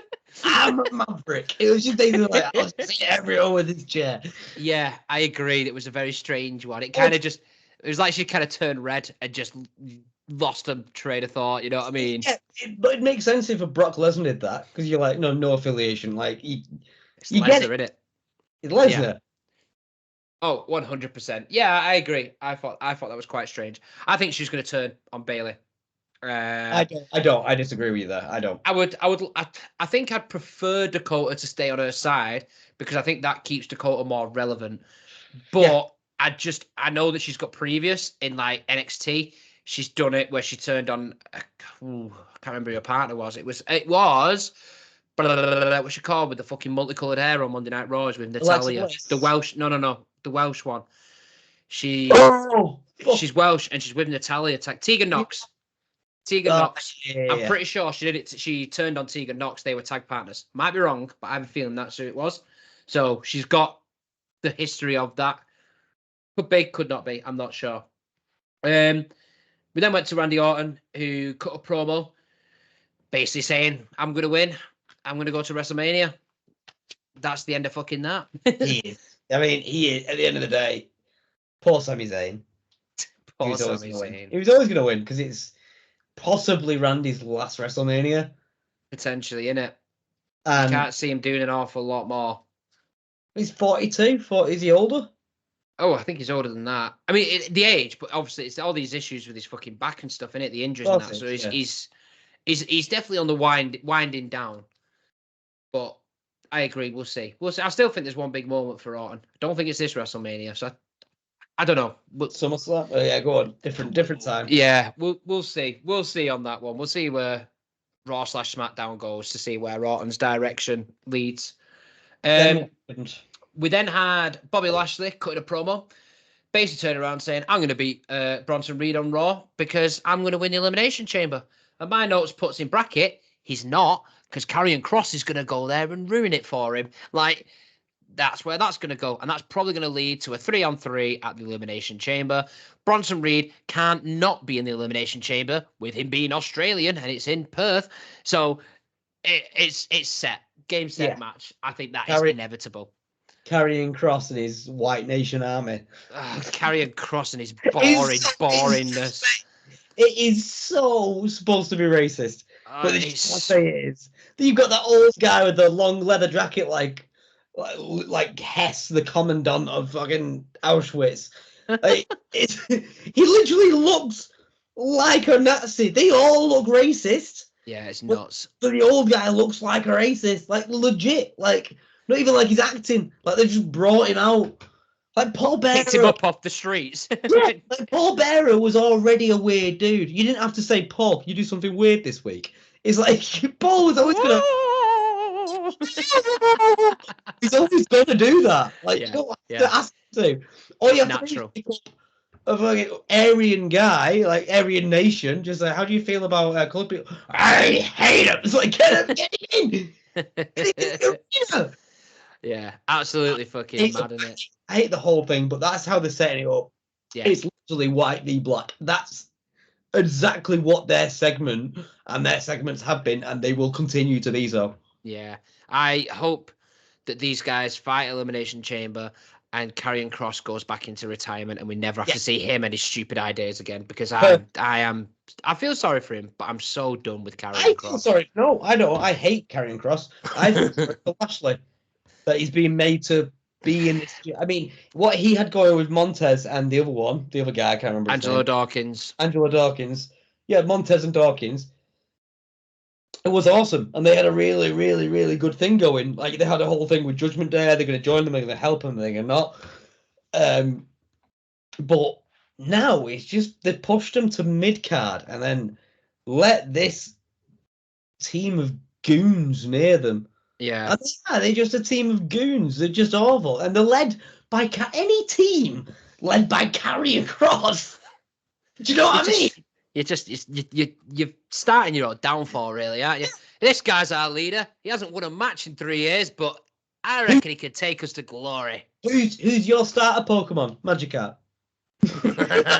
Splash. Okay, Splash. I know exactly where you're gonna go with it. Like you're gonna lose. Yeah. I just think, sadly, for Lashley and Street Profits, I just don't think they have a path. I don't think they've got plans. I don't think they know what to do with them. So they're just putting them in filler foods because they haven't. You know, when you got like your Cody Rhodes, there's a clear plan. I think Drew McIntyre's a clear plan. These are like, what do we do with these? You just fuck about there for a while. We'll worry about you later. It started as a clip when Lashley was a manager and he was only occasionally getting involved, but now he's become a fully fledged wrestler again. Yeah, it's like there's no room for the trios, so you're setting them against another trio who don't mean anything. No one cares. You're not gonna get the trio tag team like the. You know what I mean? Yeah. It's like you were awesome when you were managing them. Yeah, I agree. But he's too good a talent to be wasted to be just managing. He can still go. Do you know what I mean? So you don't really want him to be just a manager. They booked him wrong then, because now the Street Profits, because they were an awesome tag before, where have they gone? Well, that's what I mean. They're in limbo because they've got no plans for him. Because they don't know what to do with them. There's no direction, so they're just they're a great tag. They're a fantastic tag. Yeah, they'll get their chance. I don't think. I think post WrestleMania they'll push on again, but because plans are set in stone so early from your Royal Rumble onwards, if you're part of that, great. If you're not, you're not. It takes a lot to get involved in that. So it is literally. I think post Mania you'll see. I think Street Profits will get the titles. I think Lashley might get thrown into an US. IC, a US, something along those lines. Yeah. Definitely. But it's just unfortunately where we're at the minute. Tell you what, I'd like to watch that match. Lashley and LA Knight. Yeah. I think that's good booking. Yeah, I agree. I think that's pretty fucking solid.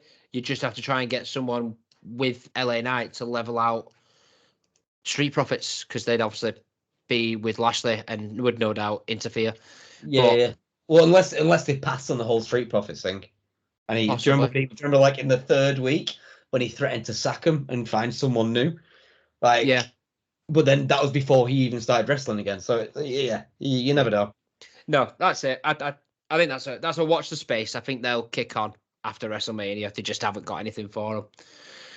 Speaking of kicking on, we then went into Tyler Bates and Pete Dunne against DIY, which was I thought was a very good match from a technical standpoint. That was a good standard wrestling match, which is what you'd expect, because these guys have gone at it in NXT so many fucking times. Yeah. So it's just like Triple H licking his lips going, you're guaranteed a good match here, like without a shadow of a doubt. I can put these 4 guys in the ring. They're going to deliver. Yeah. And it's going to be fucking bang on. They didn't really have to be any storyline behind it. It was just an old school. Oh, no. It was obviously for this number 1 contenders match at Elimination Chamber. But that was the storyline in itself. You didn't need a build. You didn't need anything else. They've got a reason. They've got a purpose, because they're going to be number 1 contenders. Like I said, good quality match. Completely as you'd expect. I kind of wrote down a few notes of a few spots and stuff like that. But it was a lot of back and forth. I'll be honest, there was one point where I think Bates and Pete Dunne, who got a near fall at one point, and the crowd thought that was the finish, and I was also the same thing, where I thought, that's it, that's match over no, sort of thing. Because when Raw happened and this match then got announced, I was sold DIY were winning this match. I thought DIY are going to win, continue the feud. They're going to go to Elimination Chamber. So when Bates had done, done more so, hits the bitter end, and they get the 1, 2, 3, I literally was like, oh shit. They actually won. I was like, I didn't expect them to win. I thought that'll be a near fall. DIY will do their move, and they'll go to Elimination Chamber. I mean, I'll be honest, I'm all for that. Do I think they're going to win the titles? Nah. No. But again, you've literally it'll be sorry to interrupt. It'll be DIY and what do you call them? The purple ones. Pretty Deadly. No, the Judgment Day. Judgment Day. Purple ones. What do you mean it'll be them? It'll be them at WrestleMania. No, it won't. I don't think so. I don't think DIY are going to be at WrestleMania. I think. Do you think it's going to be tag at WrestleMania? I think it's going to be Miz and Truth. I think Miz and Truth are going to be the tag, and they're going to win, and they're going to win the titles. And Truth's going to get his big payoff of becoming a tag champion, and that's going to be like Truth's not crowning one, but his final big moment, because then they'll kind of wind down on him again. That's where I think all of this is going, where Truth has been pestering Judgment Day for at least a good month or two now, and he's still got another couple of months to pester him as well. I think that's the end game for me. I think that's where the benefit of all that comes from. Do you think? So you think obviously Judgment Day retain Elimination Chamber? Yeah, without a doubt. There's no way Dunn and Bates are winning that. It'd be a good match, but there's no way they're winning it. Do you not think they'll revisit the feud that Dunn had with Pretty Deadly? Like afterwards, like to kind of slow it, push him down? Pretty Deadly could interrupt and cost him the match, possibly. But I think that'll be it. I think the payoff is Judgment Day, Truth and Miz at WrestleMania. And then Dunn and Bates, I don't know where they'll go. Whether or not Dunn fucking turns on Bates and sets up, because Pete Dunne as a heel is really good. Yeah. Let them have a little feud between themselves for a bit. Fine, I can work with that. Or whether they want to keep them a tag for a bit longer. I don't know. I think Pete Dunne needs to go on his own now. I think he needs to go on his own and actually show off just how fucking good he is. Because he is really, really good when he gets the chance. A more muscular, but just as technical Spike Dudley. I disagree. I don't take anything away from Spike Dudley. I will kick off. The guy was so good in ring. No comment. I hate you. I'm not even going to get started on this because this is another half an hour. I don't know if I even begin. But I think that is incredibly harsh on Pete Dunne. I just got one of these literally today for you. There you go. Well, you know what? I'll put it in my pocket and save it for later. We then had Dominic Mysterio backstage with good old Byron Saxton and his really weird tash. And Dom basically says, I'm going to win. I'm going to go to Elimination Chamber. Yappa, yappa, yappa. That's all we fucking hear. Out comes KO. KO then comes from the other side of the shot just to stand next to him. And he says, well, Dom, I'm against you. And I'm going to beat you. And I'm going to dedicate it to your dad, Rey Mysterio, the greatest luchador of all time. Dom's going, Junior. See, Senora. See, Senora. Senorita. And then burritos. Ding dong. So our truth then interrupts because that's just our truth to a T. And this episode this week, our truth thinks that Kevin Owens is the Miz. I love our truth so much. Like, it's so dumb. It's so dumb, and I can't quite grasp it all yet. I love it. I love who he's playing. He's just an idiot. I'm all for true stupid humor. For example, him coming out at the same number in the women's rumble. Fantastic. That's hilarious because he goes out there and he's like, what the hell? That's okay. But when he comes out and can't recognize who the Miz is, who he has been with for the past 2 or 3 weeks on Raw, to then go to Kevin Owens and go, who's this guy? This is Miz. And I'm like, that's where I'm not so much a fan of it. Yeah, but just sit there and go, it's dumb. When he went, what's going? Because when he took the ladder out at the Royal Rumble match, and he got thrown out. So he comes, it runs down. Yeah. Takes the ladder out, and he goes, "Where's the briefcase?" And he gets thrown out like Kane or someone. And he says, the night after, he goes, "You told me." Was it the woman's one? No, he goes, "You told me it was the Money in the Bank. You said it was money." He goes, "Truth, I didn't speak to you." And he goes, "And anyway, where's your hair?" And he's talking to Adam Pearce, but he's talking about Nick Aldis. Yeah. So they've already done that before, that he's confused Nick Aldis for Adam Pearce. And he goes, I like it. I anything silly to do with Truth. He's such a good comic actor. But he's funny in real life anyway, because he makes everyone break, and he makes his literally his mission to make characters break character on screen. So I think they're playing right into who he is. Oh yeah, I don't get me wrong. Take nothing away. I think his character is superb. I love the stupid comedy. Like, I like that side of it, but there's just some aspects of the stupid comedy where I just kind of sit there and I'm like, can't get on board. I'm not too big a fan of that, but I'm not saying like Truth sucks. I hate everything he does, blah blah blah. Like, because it then led to this little bit, which I thought was quite amusing, where he's calling, Kevin Owens the Miz, and he's saying you need to be careful about Nick. So KO, being like, kind of like the smarky kind of guy that he is, he's like, oh yeah, what, Nick Mysterio? And he's like, no, Nick Aldis, like, idiot. Do you know what I mean? He's like, dummy. Of course I'm talking about Nick Aldis. You need to be careful about Nick Aldis. And the KO's just sat there like, So even when you expected his dumb shtick to come out, he's then like, no, why would I start talking about him? Like, idiot. Well, like, you know what I mean? Like, I like that. It's the whole thing about Truth is the unpredictableness. Yeah. And it's just that character, isn't it? That's literally what it comes down to. You think something's going to happen, and you get someone like KO, like a smarmy character, like you said, who to predict it and say, oh, you're going to say this. And he just goes, nah. And he just comes out with nah, you don't know me. Whether that was planned or not, I don't know. But either way, I enjoyed that part of it, because then that's obviously, you see the difference in where I'm coming from, of not recognizing who someone is and then kind of just playing on this dumb stuff he's been doing. Like that, that's where we're at. We then had Logan Paul backstage, and he was kind of rabbiting on about saying how I shouldn't have to qualify to get into this match. Like, I'm Logan Paul. I'm the US champion. I've got millions of subscribers. I'm this, I'm that. I own this business. I do that. Like, I'm already qualified. I'm qualified for who I am. That's where I should be in. Me and Becca had a prime. Well, Becca had a prime today. I tasted it. Was ice pop one.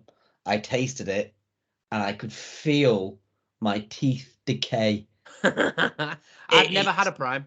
Mate, it's the first sip I've ever had of one, and it is so sweet. It's basically just sugar water. That's all it is. You get a tiny bit of flavor, but it's just so. It's like little. When I'm not even joking. It's not even just meant to be a funny bit. You feel your teeth, like, oh, it's grotesque. And how they sit there, when they sit there on their podcast with a bottle of Prime. It is not filled with Prime. I guarantee you that. Because no one can drink it. I took a sip. Like, I sipped it, and I felt like that.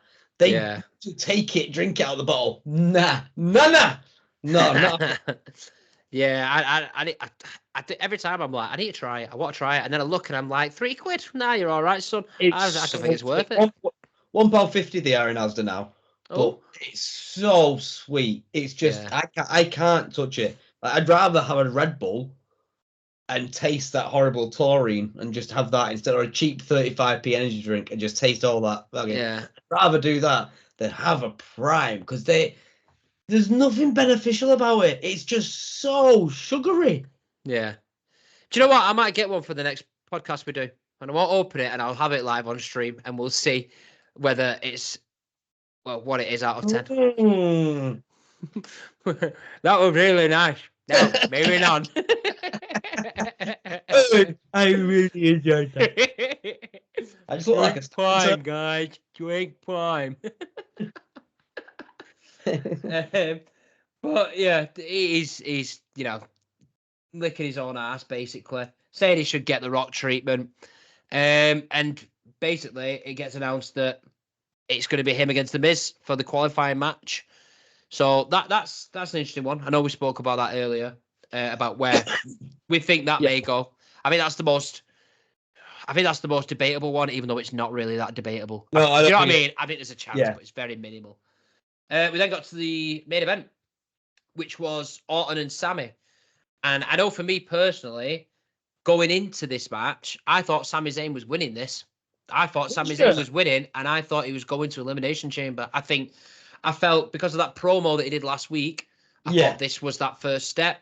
The way that he bigged up Orton in his promo earlier and said it's going to be tough. It's a small chance, but it's a chance, like, really portraying that sort of like underdog character that he has. Like, I thought, that's it. I thought Zayn's going. Again, solid match, as again you would expect between the two of them. Top quality guys. Zayn would be such a performer in Elimination Chamber. Yeah. Like, he would be awesome. He'd be itching to get out. He'd be so entertaining to watch as well. It's kind of unfortunate because I didn't think there was a chance. I knew Randy Orton was going. I thought they were just kind of explaining it, like on the opposite scale to you. I always had it in my head that Randy was doing it. Mad. I don't know why. I just did not see it. Only because of the AJ and LA Knight, because their feud's ongoing. You could see that's what they were doing. That's what they were reaching for. But Randy, they left out. Randy was the fourth member of that Fatal Four Way. Yeah, he has to have some direction. He's not going to go anywhere. He's Randy Orton. He's not got anyone to feud with. Yeah, he's gonna be. It's something for him to do. Sami Zayn literally could turn to. He could come out to help Jey Uso, or he could go to the New Day, help them defend against Imperium. Whilst Jey, it's one of those. He's got avenues to go down. He's got people that he knows. He's got different people. Whereas, Randy Orton's not. He's got no links. Yeah, but then to flip that, I feel Orton could have implemented himself in pretty much anywhere. I think if it was the case of, like I said, if I go back to Logan Paul saying about not being in the chamber and he has a US title match, and then it's like, oh, by the way, I'll just go to him. I forgot to announce who your next opponent is for the United States Championship. And I go, all right, who? Randy Orton. Boom. You could just insert. I mean, obviously they're not going down that direction, but they could. You know what I mean? Well, so it was ending on this. So I thought, like, everything had already happened before this match, hadn't it? So yeah. So like you knew where the stage was set basically for everything. Yeah. No, that's what I mean. You knew really where the direction was going with it all. I mean, the one real note I've put is that Orton did a superplex, and they really, really put over and pressed about him doing a superplex, which is, respect to his dad, Bob Orton, because Bob Orton did that. And it was because of his back injury. From there, they did suplex. First time he's done a suplex since his injury. And after that, it was a constant. He was going to his back. And I'm like, Sammy's going to win. And then he didn't. And I was like, God, poor Sami Zayn. I was like, where is he going to go? Oh, I also make a note of this while we're talking about it. Like, obviously, it's the last thing we're talking about, but old school Sami Zayn jumping over the rope, jumping back on the rope on his ass, and then doing a backflip. Yes. Yes, Sami Zayn. Do you know what? I'll forever love that move. And the one when they have when they get him in a suplex and they get him and they bounce them off the ropes into the suplex. Yeah. Always love that. We never see that anymore. But I love that move. That's what I mean. Like, it's old school wrestling that. Like you said, that where he literally goes and moonsaults off it. Old school stuff that you just don't see anymore. And I love it. Don't know why. I'll always pop for that. The fact that I loved it, he didn't play to the camera. He did it, and then he just followed Orton on the outside of the ring. And I just thought, Sami Zayn is going to be a Universal Champion. He has to be. At some point. I hope he gets something. I think World Heavyweight is the perfect fit for Sami Zayn. I think that is exactly where it should be. I think World Heavyweight Championship is literally the pinnacle, exactly what he deserves. I just don't think he's going to get the heavyweight, universal, blah, blah. Maybe one day, but I think world heavyweight, I could nail on guarantee. Orton, I think that, well, basically, yeah. Orton wins. And whilst he's celebrating, doing his arm thing, obviously the camera goes to a certain like angle whilst he's doing it. And as it's panning back round to like the other side of it, you just see Drew McIntyre in the middle of the ring, just stood there staring him out. I'm like, love that. Again, something so small, so basic, because you think, oh, show's closing out, Orton's doing his finish, pose, blah, blah, blah. Oh, there's Drew McIntyre. And then you're like, oh. And then you're instantly like, there might be something else here. All it was a face-off. But it's that little nugget, that little extra little bit they throw in. Love it. Was a lot more interesting, though, than the Roman and the Rocks. Yeah. Well, them two just kind of stared at each other and then... But that's exactly what they did. But it's a lot more interesting. So that tells you a lot about... It could be, like... I don't know, the star of his time. He could be such a worldwide presence, but at the end of the day, if he doesn't mean anything to the fans, why does it matter? Exactly. Just no one gives a shit. No one cares. No. I remember when they brought back Stone Cold for WrestleMania 25, I think it was, maybe later, when Michael Cole and Jerry the King were fighting, and they brought him back. Not just because he couldn't wrestle, because obviously his injury, but they brought him back as a guest referee. And then later they decided to bring him back with KO, which was a perfect match. Because that was such a good match. It was surprisingly good. But they brought him back as a referee, and that's how you utilize someone. Mm-hmm. That is how you do it. Stone Cold is awesome. I watch his Instagram videos all the time, and he basically, obviously, he's on the Stone Cold and the Broken Skull Ranch. And he's got... there's a stray cat called Poncho that just sits on his shoulder whilst he's showing horse shit. It's so cool, mate. Honestly, I am in love with Stone Cold. I'm in love with Stone Cold Steve Austin. He's the man. And he goes, "Hey Poncho, you want to say hi to these people?" It's just, and it's not even his. It's a stray cat that just lives on the ranch. I mean, it's weirdly reminding me of like a little Vine, a little TikTok or whatever that's got picked up. It's on the Ring doorbell, and it's an Amazon driver who's literally delivering the parcel. And like as he gets to the front door, the cat walks and he goes, "Oh, hey there, little kitty," and the cat goes, "Oh, hi," like that. But it's like it's meow, but that's what it sounds like he's doing. Yeah, and the guy's like this, and he's looking like that, and kind of puts the parcel down. And the woman goes, "Oh, thanks for that." He's like, "I've just said hello to your kitty." Your cat talks. It's like, yeah, super friendly, talks to everybody. But it's just like the, "Oh, hi." Like a Texas, "Oh, hi." Yeah, it's so funny. So funny. But that, my friend, summarizes SmackDown for us. So we did go a little bit over, but I think that was mainly because we spent about 45 minutes on the press conference. It couldn't be helped.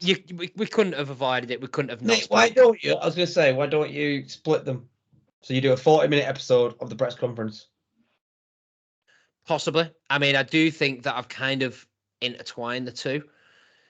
Because I'm pretty sure when we finished that, I then went straight into Triple H's promo to kind of thingy him. Yeah. But I'll have a nose and see if it's achievable. Doable. Yeah. You're right. I don't think it will be.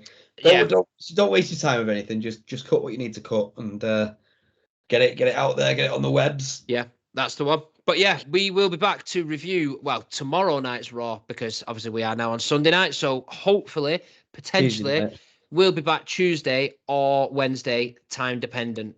Because obviously Tuesday then becomes tricky because we both have jobs. We then have to spend 2.5 hours watching Raw to then get sat down and record the podcast to then edit and then put it out. So it takes a fair bit of time, and I've got to visit the gym in between there. You know what I mean? So it's difficult to kind of put all these things in there. But here we go. Here's a sarcastic comment. I'm just naturally strong. Oh, you little rascal, you. But yes, if you have joined us for this, thank you very much for joining. If you could, as per usual, like, comment, subscribe, share, just to help get us out there a bit more. All of the above. Pete, have you got any final words for us before we sign off? I think it's time for Samoa just to stay in their lane. maybe focus on, their economy rather than wrestling. There's a lot of homeless there. Yeah, basically, get fucked some more. Right, well, there's our comments that we're signing off with. Annoying family, mainly just time's done. Wait, you've nailed it with the bloodline. A lot of attention of the media for the last several years. Let Cody and the other wrestling royal family just take the reins. And there we are. That's the signing off I was looking for. Thank you again for joining us, guys. And adios, amigos. Take care. Bosh. Done and done.